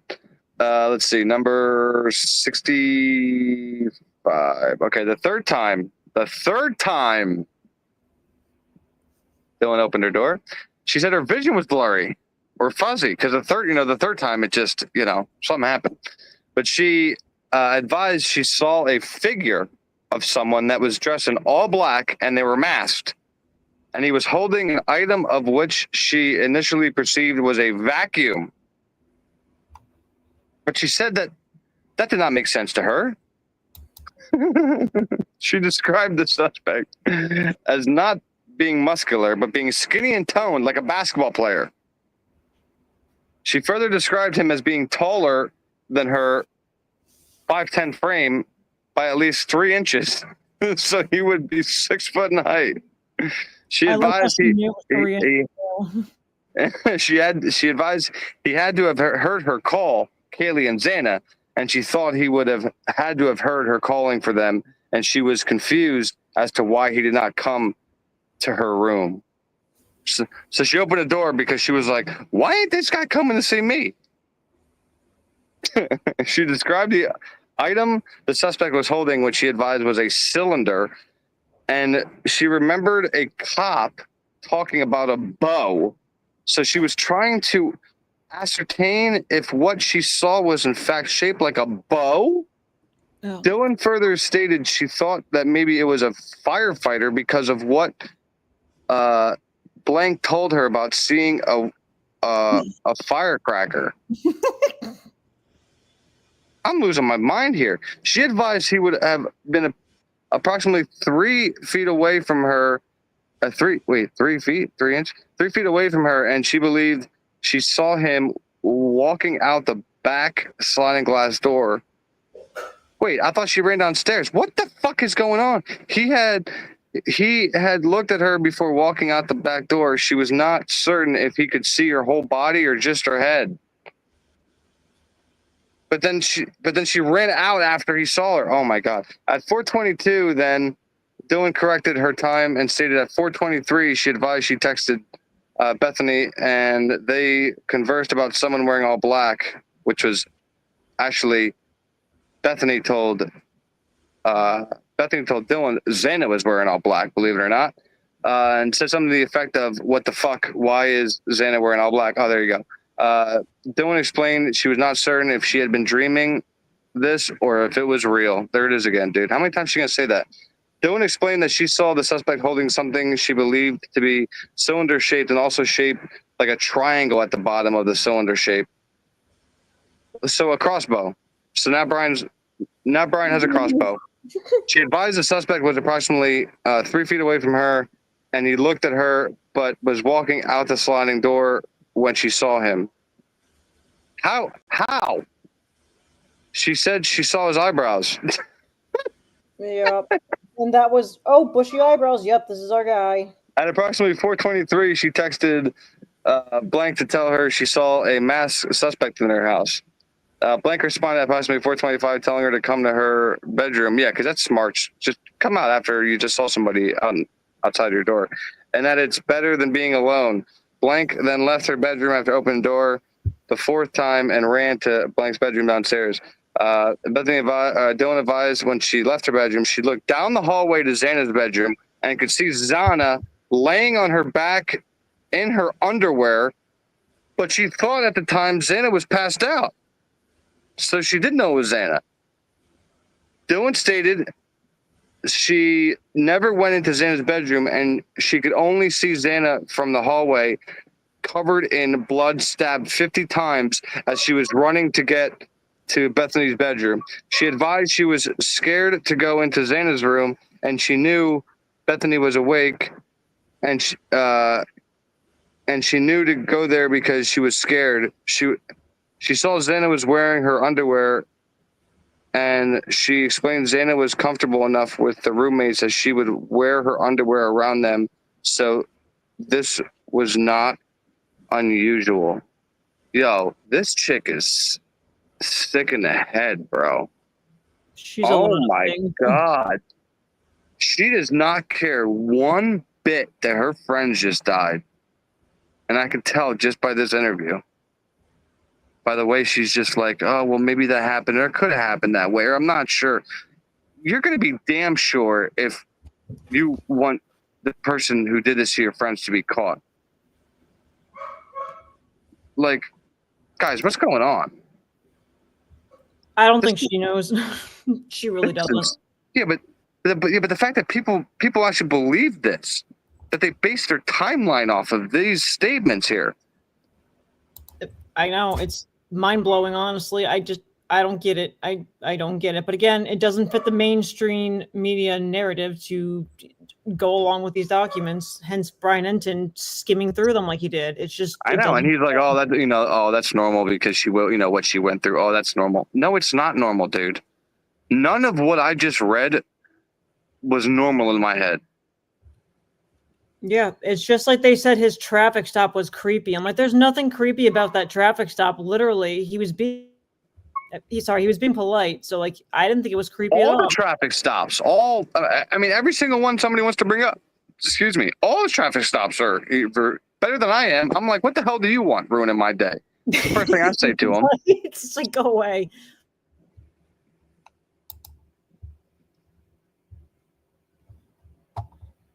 But you're right. He was very polite, and he was asking, like, he was trying to inquire about the rule and the law. Like, that's weird for like someone to do. I mean, hell, like you said, he was way more polite than I would have been. I would have been like, especially the one that was like late at night, I'd be like, dude, just let me go home and go to bed. Like, why you gotta be pulling me over? And then asking him about his seatbelt and then ticketing him because he asked if Brian was wearing a seatbelt, and Brian said no, I wasn't. And then he gave him a ticket for not wearing the seatbelt.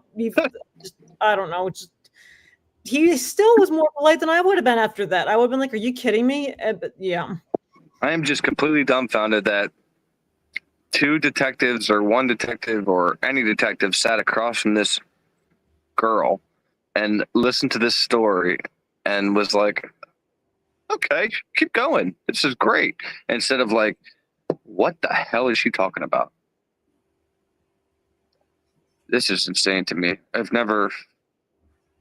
But again, I guess it's not really questioning because they keep saying interview, so interview. Let's see. Let me go to this one here. I don't know, maybe this one. Let's see. I don't know if we've gotten to it yet, but there is a point where they ask her, "Are you trying to deceive us?" Yeah. Really? Yeah, they and it makes sense. I mean, you listen to what she's saying. That's exactly what it sounds to me. Like it sounds like somebody's trying to deceive. Oh wait, I jumped from 70 to 100. Hold on. I think I opened up the wrong one. Hold on. Shit.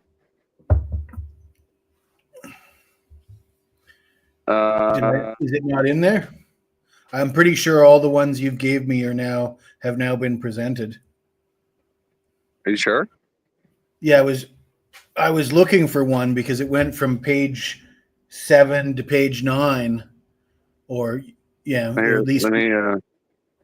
But I don't have page 8.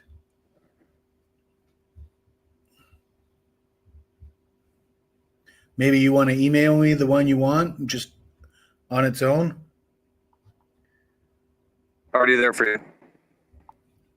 In my email. Yep. Okay. Starts at 70. See it? The email hasn't come in yet. By the way, dude, I have like my channel email, but I have an email that I've had since I was like 16, 17 years old, and I've just always kept it, and that's why it's fucking J Young Jock. That's not my actual like We email. all have an email like that. My first email was like Nature Girl 12 or something like that. Like, right. Hey, everybody in chat. I want everybody in chat, and don't be shy. I want to know what your like first email address was, or what your AOL username was back when you were, I can tell you what mine was. What was the it? dial-up days. Scarface. Scarface spelt wrong, with a few numbers at the end because everybody else had that one as well. Okay, you don't have to put the actual like email, Lucy. It's just something that's never mind. Jesus Christ. Everybody I don't takes see shit an so email seriously. from you, Don't do Willie. it. Willie's gonna hunt you down. I think you must have typed in my email address wrong or something. Really? Hold on. Did you type it in, or did it auto populate? Oh, I sent Remember, it. you sent it to Krista?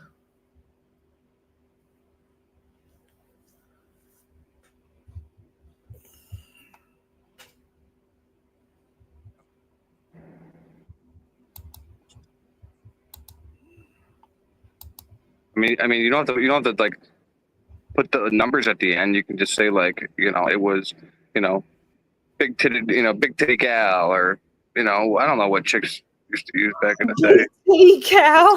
What? She's crafty 420. See, I like that. She's crafty 420. That's dope. Mine has something to do with my big hair. Like that's when we didn't give a shit about what other people cared. Nature girl. I like that one. Nature girl. Leo junk.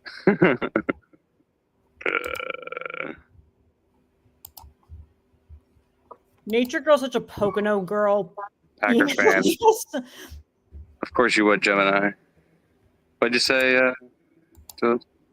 I said Nature Girl 12 is such like a Pocono Mountains girl email address because Nature Girl 12 because Blakesley life. Yeah, that's right. That's right. You're up in place. That's still crazy to me that you're that close to me. You're like literally 10 minutes away from where my dad lives. Arrowhead Lakes, and we're a gated community too over here. That's wild. I missed the there's a place over there if you go down, what is that, 940 right there, and they have the golf, they have the driving range, they have the batting cages, they have the like if you're going towards the casino right there, past Wawa's only going to be on your left. Mm-hmm. And you go down a little bit and they have the arcade, they have the bumper boats and stuff for the kids. Yeah, growing up in the Poconos was, it was tough because there wasn't really much to do, but we found shit to do. Like we went and played in creeks and shit, and I say cricks too. People make fun of me. They're like, it's a creek. I'm like, it's a creek. It's a creek. Oh, I know, right?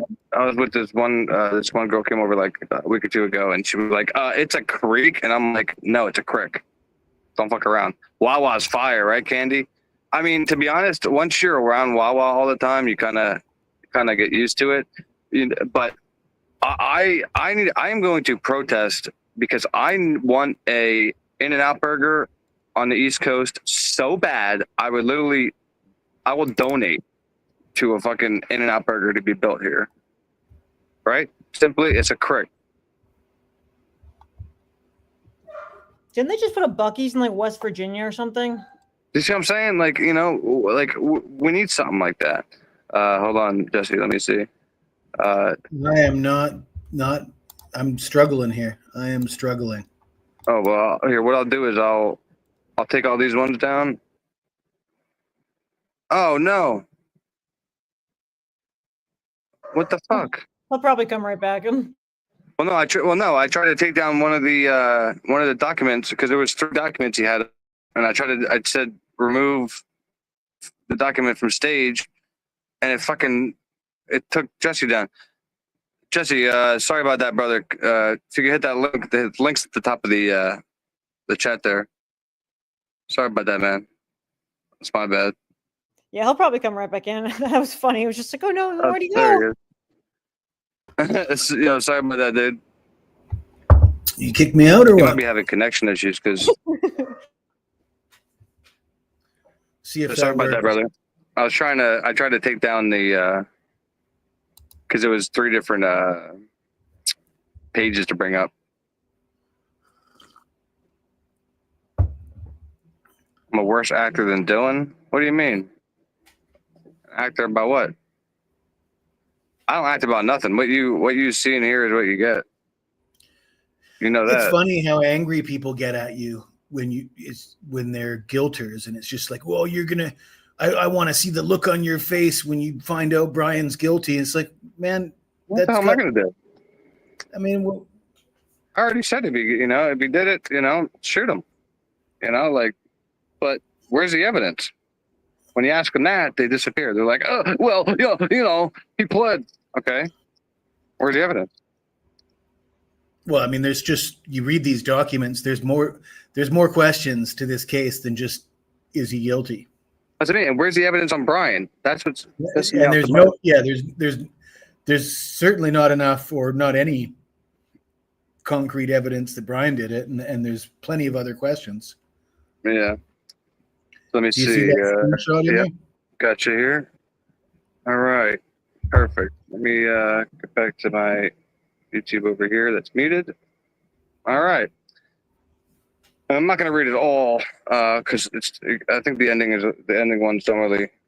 Let's see. Not think anything was wrong. She later offered she may have been able to see Xana lying on the floor because they also had a what is that?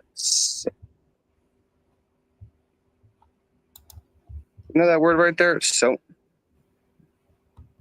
Sensi light? Sensor light? I don't fucking know. I can't see. It's Sensi light.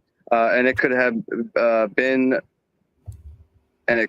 been she was able to see Xana from the Sensi light, dude. It's so blurry, but I'm trying. She explained she had been trying to determine what was real from everything that she had been talking about with Sergeant Blaker and myself. She advised she knew the time with Blank, Kaylee, and Maddie were real because she has the video of them together. So she's like questioning like her current reality. She was not certain how Blank and Blank got home that day.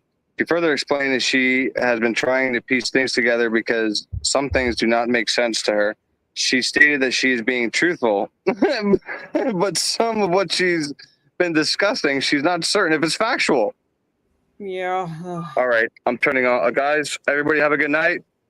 I appreciate you coming in. That's it for me, dude. What was that?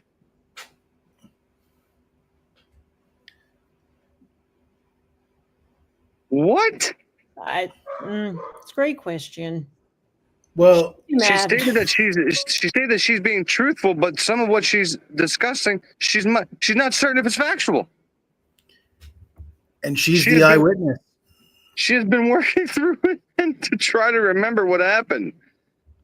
Dylan was asked if the female who was crying was saying anything, and she advised no. The female was only crying, and the male was the only one talking. She described the item. The item the suspect was holding was cylinder shaped and was also triangular shaped. She could not remember if the lights were on or off when she encountered when she encountered the male suspect. She advised she does not know if this is even something she saw or it was something she dreamed. That's their star witness. She advised the last time she saw Xana was at blank's house at approximately 11:04. Dylan confirmed this by checking her cell phone. Xana had been holding a white claw. She was at blank and at 12:49 a.m. She further advised Xana and Ethan to not stay at Ethan's house with any frequency because of Ethan's grades. He could not reside at the fraternity. He had his own apartment, but does not know where his apartment is because she never been there. She knows Kaylee and Maddie were home when she went to bed, and blank, and from when she saw Xana laying on the floor, but she was not certain about whether Ethan was home. Come on. Could you imagine that he's been with Xana for like at least 6 months? He's been staying there for months on end, and she has no idea where his apartment is. And what, Moscow is a town with a population of something like 20,000 permanent residents, and she doesn't know where Ethan's apartment is? I mean, there's like, what is there, half a dozen buildings to choose from, and she doesn't know which one of the half a dozen? You leaving, KS? Have a good. Thanks for coming in. Appreciate you. Bye. Yeah, dude. And listen to this. Ready for this? Here we go. So, she advised she left, yada yada. Doan stated she is certain at 3:11, which though discussion might be at 2:11 Moscow time. Kaylee and Maddie were all at the house. She was not certain about Xana Ethan because he does not know when they came home. Right here we go. She denied perceiving a threat even after encountering the male in the hallway. She said there were people coming in and out of their house all the time, even at 4, 5, 6 o'clock in the morning. She denied remembering what his face looked like. She denied remembering what his face looked like. And she said she could not see that his head and mouth were covered. But she could see his eyebrows. And further advised she was not certain she could see his nose. When asked if she knew what a balaclava was, she said no. So I asked Sergeant Blaker to show her a picture of a balaclava, and upon looking at the picture, of course, she said it could have been. That could have been it. She does not remember seeing his mouth or nose, but she could see his eyebrows. Oh my God. Again, for the second time, mentioned in the same paragraph. When asked if any of her roommates told her about prior incidents involving anything that concerned them, she advised Kaylee had told them blank and other roommates about an incident a month prior when she was outside with Murphy about a subject who had been watching her. The subject was in the apartments above the girl's residence. Blank further explained that 2 to 3 weeks ago, while at Winco, Kaylee told her about a male subject who was followed her from the Winco store all the way to Kaylee's car. Even when Kaylee went to leave, the subject was standing by Kaylee's car. Guys, what's happening? She denied perceiving a threat even after encountering the male in the hallway that is literally in a fucking clad in black, in a mask, holding a harpoon gun, and he should have a fucking K-bar in his hand. Help me, dude. And the mainstream morons keep on talking about, oh, there was a weirdo hiding in the bushes at King Road. I don't even want to hear that shit. Unless you can tell me that it was Brian hiding in the bushes and actually prove it, because that's what they're saying, right? Oh, Brian was stalking them. He was hiding in the bushes the whole time. I mean, they shouldn't even be eluding that unless they have something to corroborate that. Yeah. Right. So I'm going to tell you right now, there better be no guilters in my goddamn comments saying, oh, she didn't say that. Horse shit. Right there. She said she denied perceiving a threat that is unthreatened. Correct? Correct. And I already read before about the first thing that's in my title. So everything it's not clickbait. This is fact. She's saying this, dude. And it is baffling to me that investigators are like, oh, this is Well, my favorite was when they said could she have known him? And she said, well, it's possible. Well, you know, I didn't really see his face. Come on, man. Right. And I get being a party house and having people come in and out all the time, but how many of these people are coming in and out of your quote unquote party house wearing whatever they're wearing, carrying a fire extinguisher, spear gun, whatever it may be? How often is that? It's not a party house thing. I mean, I don't know what kind of parties. That's what I mean. I mean, you know, so then what the hell were you so scared of? If she was unthreatened by this person she saw, then why did she sprint down to Bethany's room and try calling all the roommates and as if she was in a panic? Why? She's contradicting herself, dude. Straight up. Mm-hmm. Joanne is saying that the guy in the woods lives at the apartments next door. Hey, Boston. And I understand that, but that's not what I wasn't really talking about Dylan claiming that it was Brian. I'm talking about Brian Anton and Ashley Bamfield and all the Gilter channels, Nancy Grace, all that, right? They're all running. They're basically doing whole shows on Brian being a panty sniffer and stealing the panties and killing dogs and all this crazy shit that they have no evidence and there's no reason to suspect that even. I'm just, dude. This is crazy.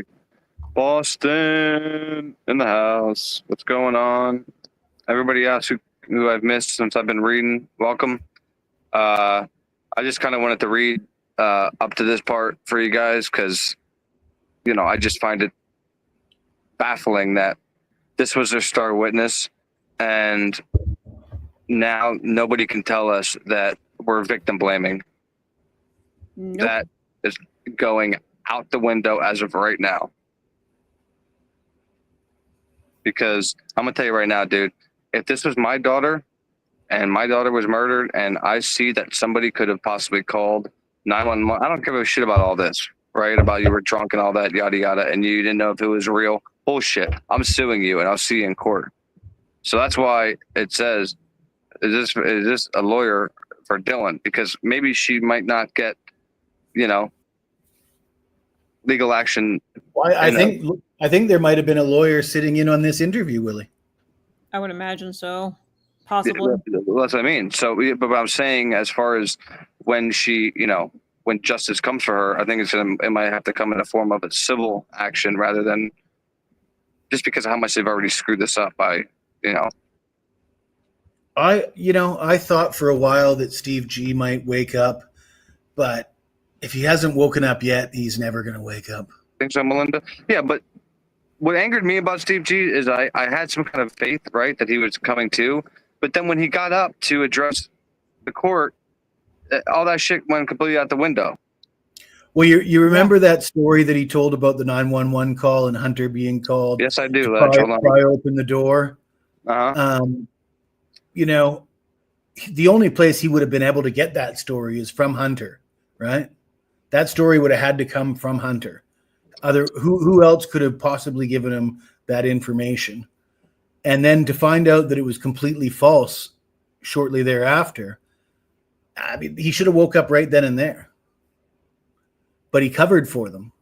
Steve G is covering for the roommates, and you really have to wonder why. Well, he started out completely differently. Remember in the very beginning, like he wasn't really sure where he sat on the fence with Brian, and then all of a sudden, after Chrissy was saying stuff, he was really hardcore on that train. So it got like weird. Yeah, and like I saw like pictures and videos of like both of them, Bethany and Dylan, out partying and shit like a couple months after this happened. So I mean, how affected were they really by it? I mean, I'm not gonna lie, dude. Like my daughter, like it's been like 6, maybe how many years? No, not 6. My daughter was 5. She's maybe like 4 years, 4.5 years now that my daughter's mother committed suicide, right? And it's still like, you know, I'm still screwed up by it, you know. And these two, months after 4 of their so-called best friends and this, that, and the third are slain, they're out partying and shit, dude. Getting tattoos, acting like it's, you know, I mean, everyone copes in their own ways, but that's not. I've never heard of coping like that before. Basically, it's just. I get it, but you know, Yeah, it's like you just- said, it's just a weird way of quote unquote coping. I mean, I almost think exactly, they're, Gemini, and that's what I was saying in the beginning. A lot of people think that they were all, you know, best friends. I mean, I know that's what they say in all this stuff, but in reality, you know, they really weren't. So that's why it's not far-fetched, in my opinion, if somebody has a thought that this occurred within the home. That's what I've always thought. I always thought that this started inside the home over whether it was an argument or something, bad drugs. I don't know, dude. Right? But something. well, there was certainly a lot of things going on in that home now that's come out in this documents, both drugs and sex. I mean, there was drugs and sex for sale and people making money off of it. And that's my opinion. You know, if you don't agree with me, whatever, but that's where the evidence points us. I think that there was drugs and sex for sale and a whole lot of money flowing through that house as well. And the reason I say that is because I believe whoever did this, these, you know, 4 kids knew them because they were stabbed. One was stabbed 50 times. Another was stabbed 30 times. Dude, that is a lot of anger and a lot of hatred. And you usually only see that like. Well, I mean, 90% of murders in the United States have something to do with drugs or sex, right? Like if you eliminate drugs and sex from the motive for murders, you're not going to have many murders left. Yeah, but there's also, you know, stuff going on and like, you know, with like a son, you know, I don't know, snapping and stabbing his parents or something like that, you know, or stabbing his family or yada, yada, yada. I think that's all pretty rare compared to drugs and sex. No, I'm just about, yeah, but I mean, I watch a lot of documentaries, dude, and like, I think I looked at. I'm just saying, usually when they, you know, I guess the only point I'm trying to make is when like they're investigating a scene, the culprit is somebody that either the victim used to date or a family member, right? A family member that wanted, you forgot money, dude, or did you say money? Because life insurance. I didn't say money. No, you're right. Because life insurance, dude, plays a big part in like a lot of homicides as well. Oh, yeah, absolutely. I mean, look at what I mean? Chad and Lori Daybell case. That's exactly what that was about. Yeah, it's all about the life insurance. So, but in this case, we have Brian Koberger who did this for absolutely no reason, just to study himself or whatever that means. And that motive is crap, really. I mean, for somebody who's a vegan, you know, right? You would think the vegans don't like blood and shit. He's literally on a bed, stabbing the shit out of somebody 50 times, blood going all over the walls, all over him. He's in a pool of it. Then he has to get. Doesn't make sense, dude. I can't make it make sense. It doesn't make sense to target this house on this night with this amount of people in it if you don't know those. If you don't know those people, especially where it is, dude. And then you just literally saw somebody pull up to the house and drop something off to them. No, it's in there. And there's a patrol of undercover cops circling the neighborhood over and over again. Mm-hmm. I'm sorry, dude. I'm sorry. Even the stupidest criminal is going to download at least a police scanner, right? Oh, yeah. Well, apparently Brian was the smartest and the stupidest at the same time. And I mean, they say that he wanted to become a serial killer. He was training himself to become a serial killer. I mean, oh yeah. Serial killers usually start off and build their way up. I mean, and Brian seems like the kind of guy that is meticulous in his approach to things. If you really had to kill, you'd think you'd start with one woman, one girl alone, you know. Not that I'm into that kind of thing, but if that's what you're into, It seems like a more logical place to start rather than let's just go into some random house with 6 people in it and see how we do. You're right. Exactly, and then trap myself on the 3rd floor. So then, God forbid, all of them in the house are waiting for me at the bottom of the steps. I'm screwed. Right. And I mean, they try to paint a picture like he's got a history that would lead you to believe he's a serial killer, but it's all pretty smoke and mirror bullshit, right? Like, he was rude to some people or something is all they can come up with. Most serial killers have been caught like doing some pretty crazy shit, like your BTK, Jeffrey Dahmer. I mean, they've been killing animals, assaulting people, sexual assault. Some serious warning signs before this happens. And for Brian, it's like, he was weird. That's the best they can come up with. Exactly. Like I said, Law and Crime coming up with Brian Koberger's past, 6 secrets and shit like that. Like, dude, I'm telling you right now, he was a normal fucking dude. When I knew him, I literally thought that all he gave a shit about was school. That's all I thought Brian Koberger, gave a shit about. That was my interpretation of Brian Koberger. Now, there are a bunch of people, dude, that I can name off that were pieces of absolute shit, even back in those days, that have, and because I knew they were going to, or, thought they were going to wind up either in jail or just becoming a piece of trash in life. Most of them did. Okay. And like I said, his mom was a teacher. His dad was a janitor of the school. Rich knows his sisters. His sisters and him have had him and his sisters had a great relationship. Okay. So, all those theories and shit that MSM wants to make up and stuff. Sorry. And then you just have so much motive for other people, right? Jack D. I mean, yeah. But why stop at what they found? The blood they found in Jack. You think if they found blood in Brian's apartment, they would have just stopped looking into it? No. Well, that was Jack. That was Jack S. By the way, different Jack. But Kaylee's ex. I mean, I don't know if you've read the documents that talk about all her one night stands, Willie, but it sounded like, and this was coming like from her friends were saying, yeah, she hooks up with this guy here and this guy here, and this, she was hooked. Apparently, had like 4 or 5 guys, and she had a guy in Texas that she was hooking up with when she was there. And I mean, for him, they were like high school sweethearts, right? And at that age, the jealousy that young men have. I mean, I'm not a jealous guy at age 50, but when I was 19 or 20, I certainly would have been. Your high school sweetheart girlfriends sleeping around with 3 or 4 different guys at a time. I mean, that'd drive a guy crazy. Like, he didn't carry this out on,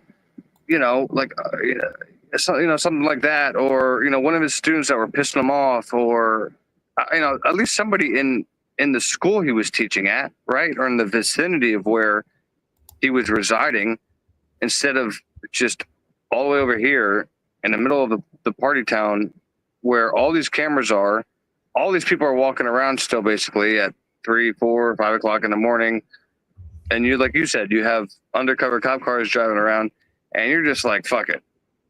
And they try to portray him as the guy that's trying to commit the perfect crime. Well, yeah. I mean, this is far from the perfect. But he goes in and everybody's awake, dude. And then all of a sudden he turns into not even John Wick on steroids, and then cleans up like Flash, and then gets out of there like another superhero we would think of with not getting anything in his car. It's like, oh my God. This guy, like I said, the movie they're going to make about him is going to be wild.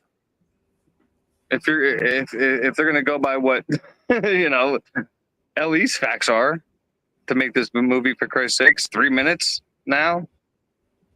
I don't know.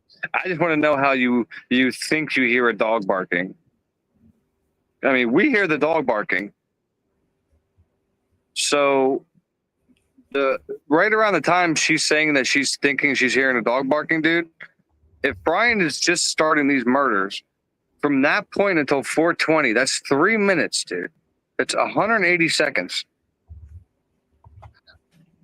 That's impossible.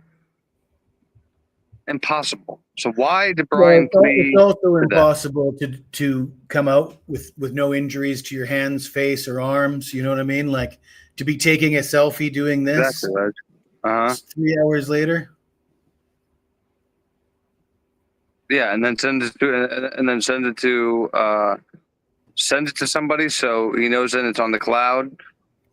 You know, he teaches What hobbies was there? There forensics. was like 100 stab wounds, or in total between the 4 victims. How many stab wounds? I mean, Yeah. it's impossible to stab that many. I think I've mentioned this before, but I'll mention it again because there's probably lots of people that didn't hear it the last time I said it. But there's a viral clip on Twitter of a guy in Brazil walking with a stroller with his child in the stroller, and like a homeless, drug addicted, like crazy person attacks his child, but this guy's armed with a knife, and he just goes off. He just goes off, grabs this attacker, this whatever you want to call it, person that is attacking his child, stabs him to death. Probably stabs him about 20 times. And you know, it's vicious and brutal to watch. But when he gets off of him, this guy is like dead. This guy's like completely physically drained. He can't move his hand. It's like he's injured his wrist really bad. His hand looks like he won't be able to use his hand now for months, right? After this. And this is just one, he's dealing with one person, right? Not 4, not 100 times. I just don't see it happening without a hand injury. Or a black eye, or a broken nose, scratches on the arm, scratches on his neck. Because you figure, like on a neck, right? Like even if you extend your arms, like somebody can like you can like lean your head back, right? Like lean your head back, like as far as it can go, but like your neck still stays in place. So if they're scratching, like you can kind of like back your face up, but your neck is still exposed. So and literally, it's not even like none of that shit on any like on that selfie. And who the hell would take a selfie anyway? Exactly. That's just I don't know. The whole thing doesn't make sense to me. But like we were saying earlier, he pled guilty. So what can we really say? I think the gun thing is so big too. I mean, that you've got a witness saying there was a gun. Yeah, but she's saying it. Yeah, but it sounds like a crossbow. It sounds to me like she said. I think originally she said gun, and then she started backpedaling, almost like they told her to stop saying that. Yeah. And then she starts describing. To me, a cylinder with a triangle at the end is a assault rifle. You know, the stock is. Anne would have concluded. I mean, I can't even say Anne, but a defense attorney would have eaten her alive on the stand with, you know, all these statements and shit. I mean, you know, it just pisses me off. You would have think Anne would have been chomping at the bit to do that. Dude, yeah, you would think, right? Jane, thank you so much for the 5 gifted memberships. Again, you guys know I can't see who got them, but whoever got them, welcome, Alakas. Thank you so much, Jane. I appreciate you. Willie, I just sent you and Jesse both an email with some interesting stuff. Because I've been wondering about these like wounds that everyone had, and like they're very precise and like the way they were cut. Jesse, actually, I don't have a list of stuff sent to you too that I sent. If they didn't come through, I'll resend it. But the way like the cuts were, I was thinking about like the whole like, and I know I hate going back to this because I am in the military myself, but I was thinking about Copac and pain and whatnot. And I was looking into SEER school, and the 82nd Airborne Division, which they both were in, only sends you to SEER school if you're going to be on a diplomatic mission or a foreign aid mission. And guess 2 people who have the award on their dress blues for doing a United Nations diplomatic service for more than 6 months. Both of them. But I definitely sent you Brent Payne's dress blue photo with all his list of awards and everything. Yeah, I Some can there's check it something out. going around Twitter that's probably fake. I will say that right off. But somebody's posting on Twitter that Brett Payne has a twin brother and Dylan has a twin sister, and there's Okay, so I believe. all these twins involved. Can somebody confirm for me that that's not real? Brett Payne does have a brother who was also in the 82nd Airborne Division, but I didn't think they But were not twins. twins. Give me 1 second to verify. Actually, I can check real quick. I don't know, Ledge. I've been asking myself the question. But And I don't here's the think thing, I right? don't think Dylan's sister is a twin either. At the end of the day, it's Brian's decision to plea. So, you know, I'm looking. man, I was turned down a little bit. I don't know. I just don't know why he didn't exhaust everything else instead of pleading guilty. I mean, I would have done anything, anything and everything. No, Kyle is 2 years older than Brett Payne. So Brett Payne's brother's 2 years older than he is. Because when they were in Afghanistan together, Kyle was 25, Brett was 23. Yeah, I assumed that was fake. I shouldn't have mentioned it, but oh well. So no twins. Imagine two Paynes running around. Oh my God. Well, Highly suspicious though for Brett Payne to be taking that job with the university, and it would seem very obvious that was ironed out very early on during this investigation. Hey, Kendra. If Brett Payne does what they ask him to do, which to me is probably planting the sheath, you know, he'll be taken care of. And taking the job at the university to me also seems like a safety net where his reputation in law enforcement, he can sacrifice his reputation in law enforcement if something goes awry, he'll be taken care of because he can always work for the university. Well, because being the lead investigator on a case like this, I mean, you think about the lead investigator on the OJ case or the Menendez case or any of these massive cases, that usually leads to becoming sheriff, eventually becoming high up in politics. It makes your career. And to just leave law enforcement and go to the university, I mean, I don't know what his position is at the university, but where's the seat? I have a theory. I think he's taking the vacant ROTC recruiting position, which is a logistics position, because before he transitioned out, he was a military police officer at first, and I sent you guys his dress blues photo. Guys, I'm gonna go get a bottle of water real quick. Keep going. Yeah, he was a military police officer, and then he cross-branch transferred to logistics.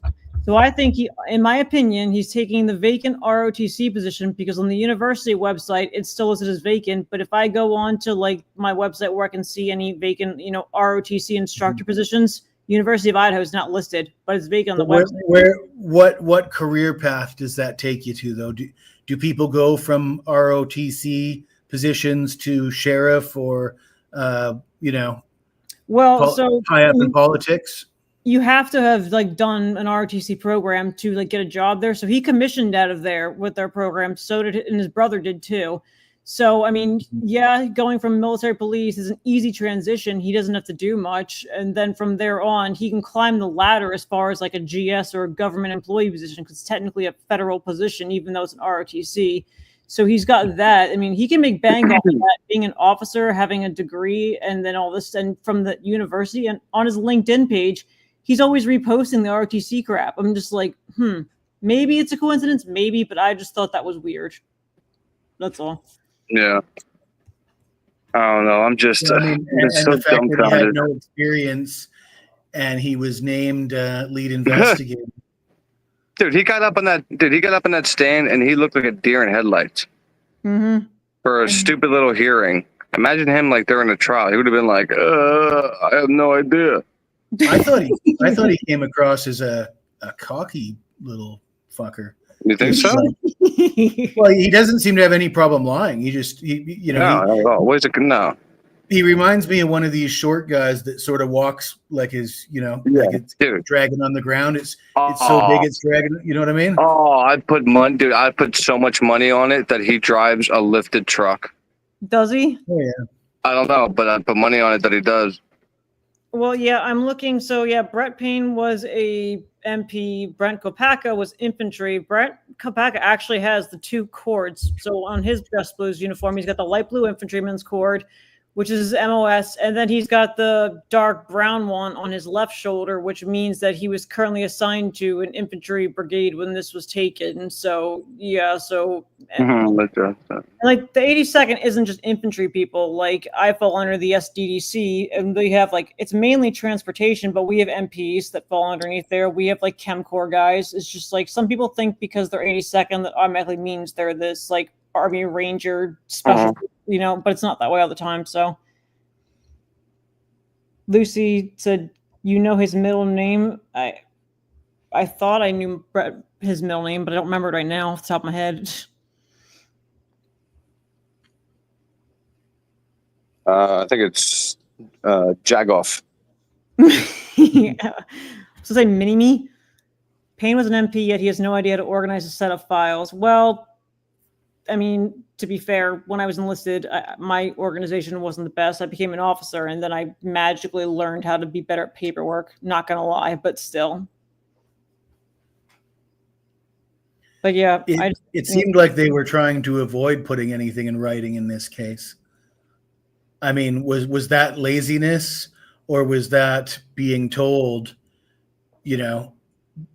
don't put anything in writing until you get our approval on it, so that we don't have what link, Brian? So Brian, what link you talking about, buddy? Oh, hold on. I just saw a private chat. My bad. You're good. Oh, I'll put my email in back here unless. Did you already get it? I think I found it on your page. And Jesse, I don't know if I sent you the email with the list of stuff. I did get it. Yeah, I got it. I was looking at it. Yeah, I explained what each award is for him. He's got a GAFB, so he completed in the German Armed Forces proficiency test. So right, Bo.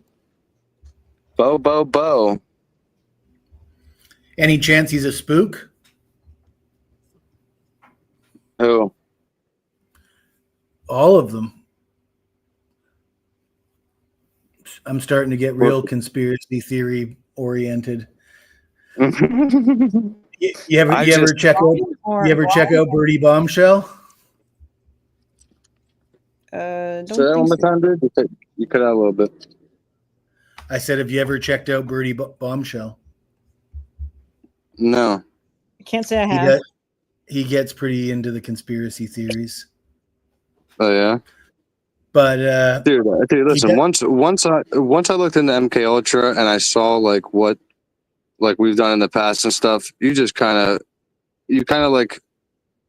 numb for like a few days, and then you kind of just understand like what we're living in, and then you just kind of make the best of it, or else you're gonna drive yourself absolutely nuts, dude.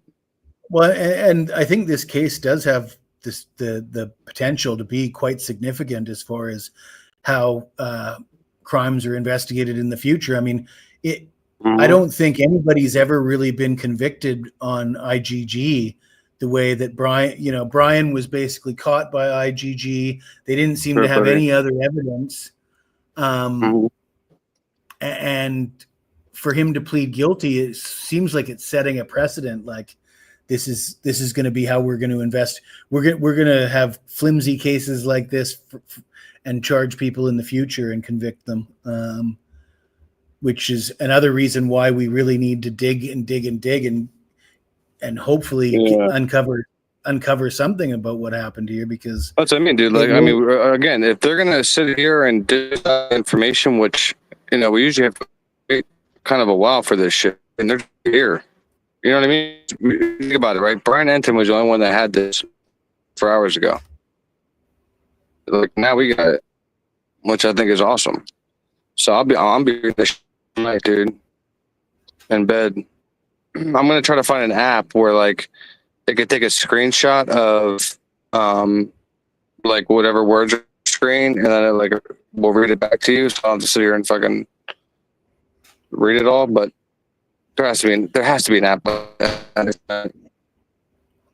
Joanne says we're heading toward Minority Report, and I think that one scene in my Minority Report where they say, how many times I've seen an orgy of evidence? None. That's the scene that comes to mind for me. Yeah. Because that sheath on the bed reminds me of all those photos on the bed in Minority Report. Finding that sheath on the bed is like, oh yeah. Did it have a bow on it as well? Was it on a silver platter? Was there a silver platter between the sheets too? Minority Report's a great movie. I love that movie. My favorite actors in it. You know, Neil McDonough, he plays Fletcher. He's like one of my favorite actors. He's also Justified and Walking Tall with The Rock. He's always a bad guy in most of the movies he does. Oh, is he the blonde kind of? Blue eyes. Yeah. He was in Band of Brothers. Walking Tall. I always get Walking Tall and The Rundown mixed up. Walking Tall is the one with The Rock, where he like goes into the casino and takes a 2x4 and just starts bashing. Yeah. That movie. Okay. Neil was the guy. Your dice are loaded. Yeah. I like that movie. Dice are loaded.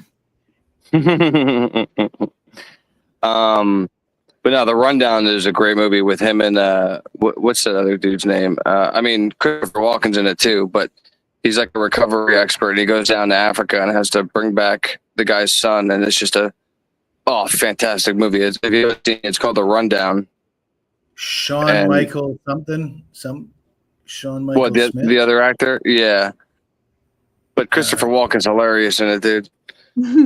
I love him. Anything with him is great. Bo Roland, he didn't even put trash in his neighbor's can, and he didn't clean his car with bleach. It's sickening that they lied and leaked all of that BS. Yep. Yeah, what's up with that? I heard that I'm gonna have to, keep reading, but it sounds like he didn't put trash in his neighbor's trash can. I think Pav was reading a website where he read that. He was reading an interview they did, and he read that, and I was just like, I knew it.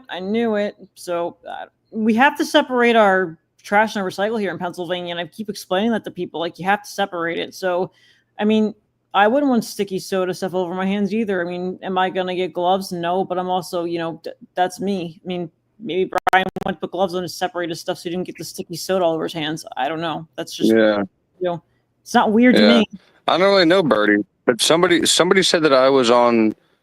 Somebody said that Birdie had me on his panel one time in the past, and I don't remember it at all. So I don't think it was. No, he probably was playing one of your clips or something. But yeah, I mean, I never really watched his channel, but it seems chill. I was watching them this morning, and they were breaking down some of the audio, enhanced audio in the background of the 911 call, and it was pretty interesting. I mean, I don't know. I don't know how reliable it is, but certainly interesting. No problem, Heather. I'm probably gonna shut it down in a little while, just because today's the last day for my StreamYard free trial for the advanced. Because, dude, can you believe this? $90 a month is what they're trying to bang people with now for, like, the non-free version of StreamYard. $90 a month. It used to be like 17 or 18 a month, dude. $90 a month. You believe that shit?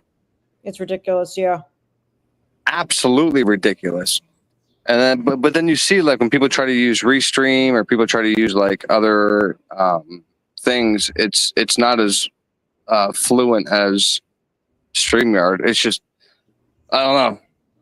A couple of people need to get together and figure out, like, a better system just like this for half the cost. They're talking about the other Willie. There was another Willie that Birdie had on his channel. I believe it's that guy. I think that's the one they're talking about, I think. The other Willie. Oh, yeah. I don't know if there's multiple Birdies. I don't know. I thought the one Birdie Lana was talking to the one day on her channel. I don't know. No, there's another Willie. That's the one. There's another Willie apparently that was on Birdie's. Really? Yeah, it was another Willie that said it was an impersonator. Well, what do you say? The chat knows. He said he was at the Kawasaki champion of something. I don't know. And he said, "Shut up, Ledge." Lying ass. Oh yeah, Oh, that guy, the guy that's from Pennsylvania that claimed he knew Brian. That guy. And he was a Kawasaki whatever champion. Yeah, and he's disappeared now. He's just disappeared completely. What the hell? You remember him, Willie? I'm sure you saw him. The guy that was ex-military, and he was talking about Oh, friends with Brian. You know that guy. okay. Tough talk. Yeah.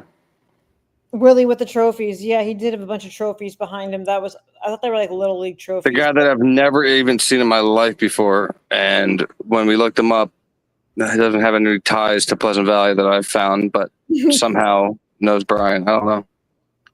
It's kind of weird in my opinion, but hey, I'm not going to shame anybody. All I know is I know I am who I am because it's been 3 years, right? And what that crazy bitch put my real name out there, and nobody said a damn word since. So, you know, I know I got no reason to lie. Were his parents like super polite and stuff like that? Like he is like growing up when you knew them. Were they like really polite like that all the time and stuff? Were they really what? I can't hear that polite, word. Like polite. Polite. Stuff? Yeah, his mother. Yeah. Like I said, his mother was my 8th grade English teacher. She was a very, very nice lady. Aw. Like I said, I remember. Like I was saying, in 8th grade, the only reason I remember 8th grade is because my reading teacher was the hottest thing I've ever seen in my life, and I remember my. Oh my God, her name was Miss Davis at the time, but then her last name changed 2 more times since then. Anyway. She was the hottest thing I've ever seen. And then she was my reading teacher. And then Miss Koberger was my English teacher. And I think Mr. Ernest was my science teacher, my homeroom teacher. I think it was Mr. Ernest. But I know Miss Koberger was my English teacher. Aw. You know, so They just seem like a very polite family. Yeah, his dad would like goof around with them, like Rich. The conversation I had with Rich, he would bring up like when he would go over there, his dad would like goof around with them, and like it would always go out and get him pizza and stuff like that. You know, it kind of sounds like my dad, like a blue collar, goofy. You know. I mean, how many like people do you think that would get arrested and questioned by police? One of the first things they ask would be, "Are my parents and the family dog okay?" Like I can think of like a million people would say. Well, in general, like people would say a lot of things. So, but he asked, "Are my parents and the family dog okay?" Which I thought was like genuine of him to ask. Like, who thinks to like ask that question when they're being questioned by police? What do you mean the other Willie came from the same place as me, Willie? What are you talking about, Tara? Don't start sounding stupid, please. I'm not in the mood. Please. Like, I've already made so many people look stupid in the past. I don't want to do it again. Like I said, I've had people go live about and literally, dude, like welcomed me into their channel and shit, and then made a whole live about me. Like, is Brian's friend among us? Like, it was like, That's weird. She found like, Jimmy in like Hoffa's body. Like, relax. Like I went right on her panel. I'm like, yeah, I just said like a couple of days ago, I went to the same high school as with him and shit, but we weren't best friends. So your title's bullshit. It's just people just love to run with anything. Anything. Just like T-Rev. That's what got me involved into this case in the first place. Was people in P-Rev's channel talking about Brian's parents, right? And talking about Brian being.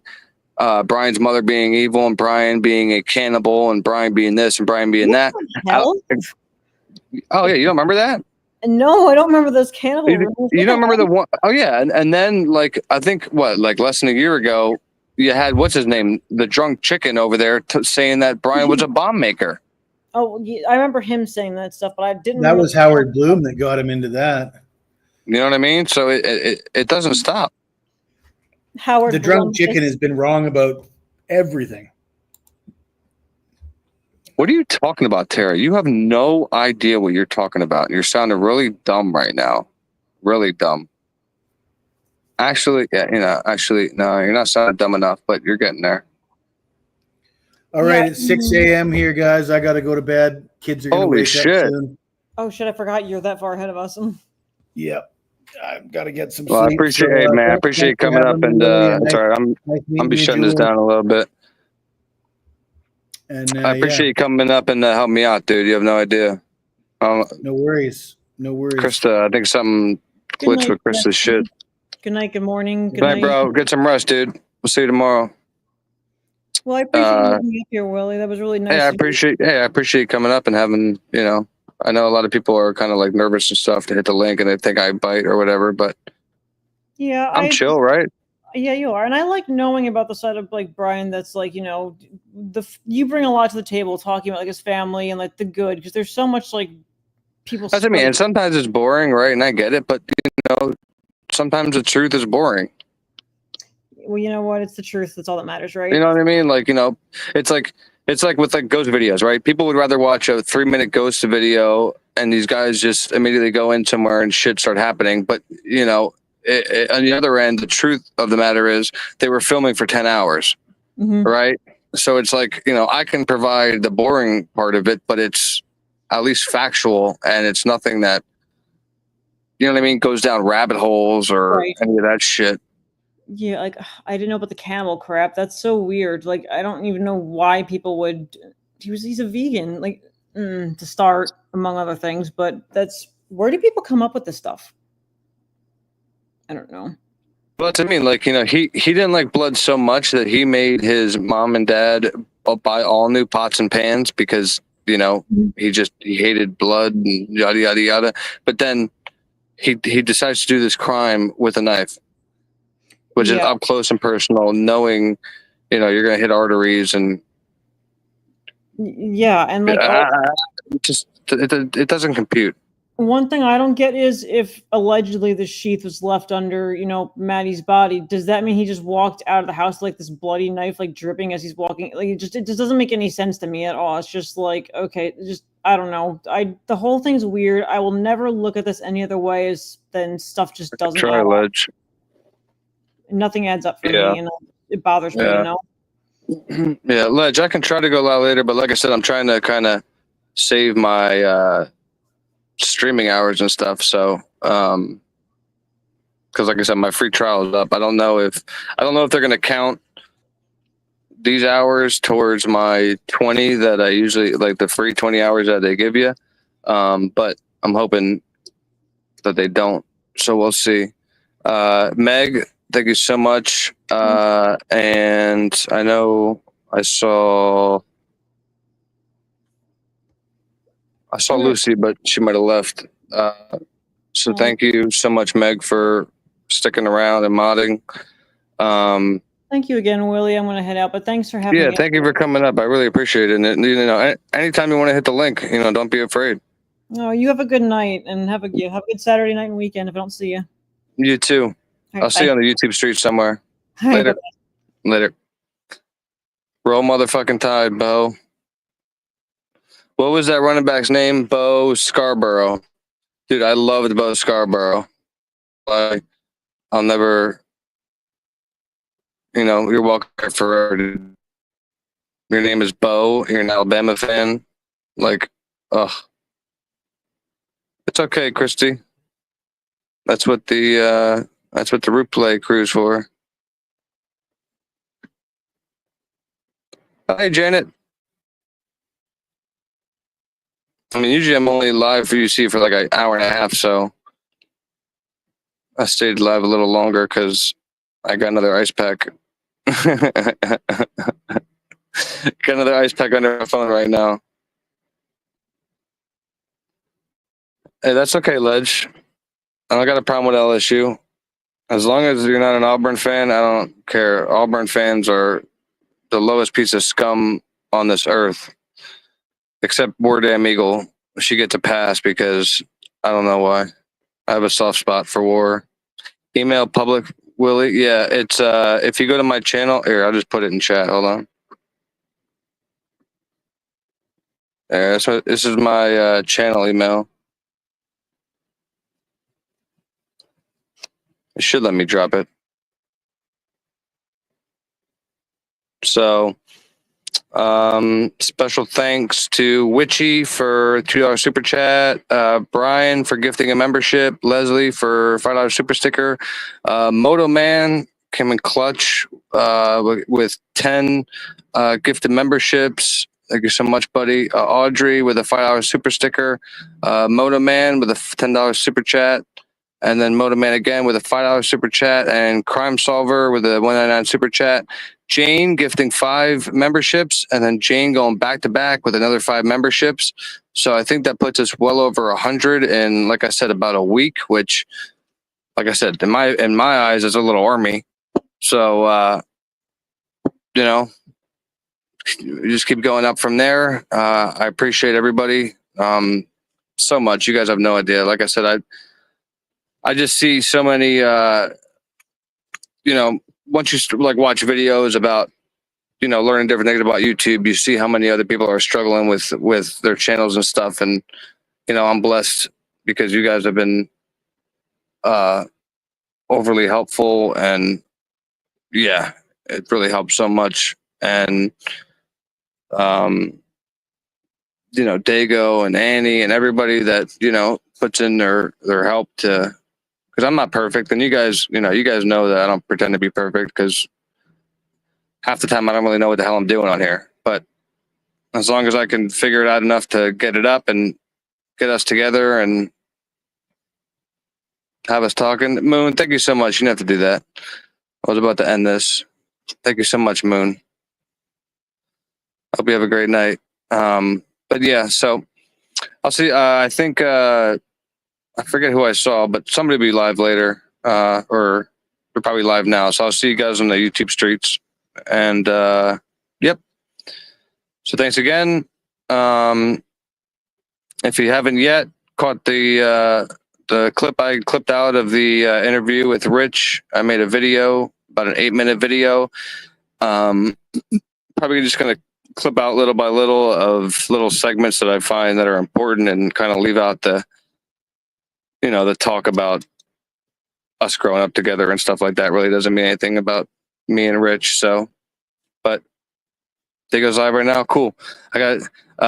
If you go over there, just let them know that I'm gonna try to charge my phone for a little bit, because I'm on 7% battery now.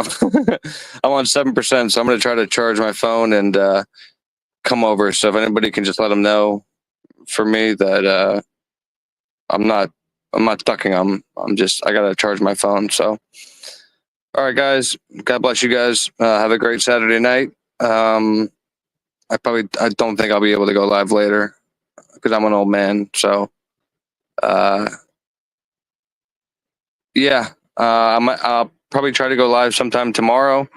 But I don't know how often I don't know if I'll be able to be live every single day after Sunday, because my daughter comes home from Arizona on Monday, and I'm so excited because my daughter's been gone a month and a half, and I'm not even used to my daughter being gone for more than 2 days when she goes to her grandparents up here. So I might take some time when my daughter comes back from Arizona. So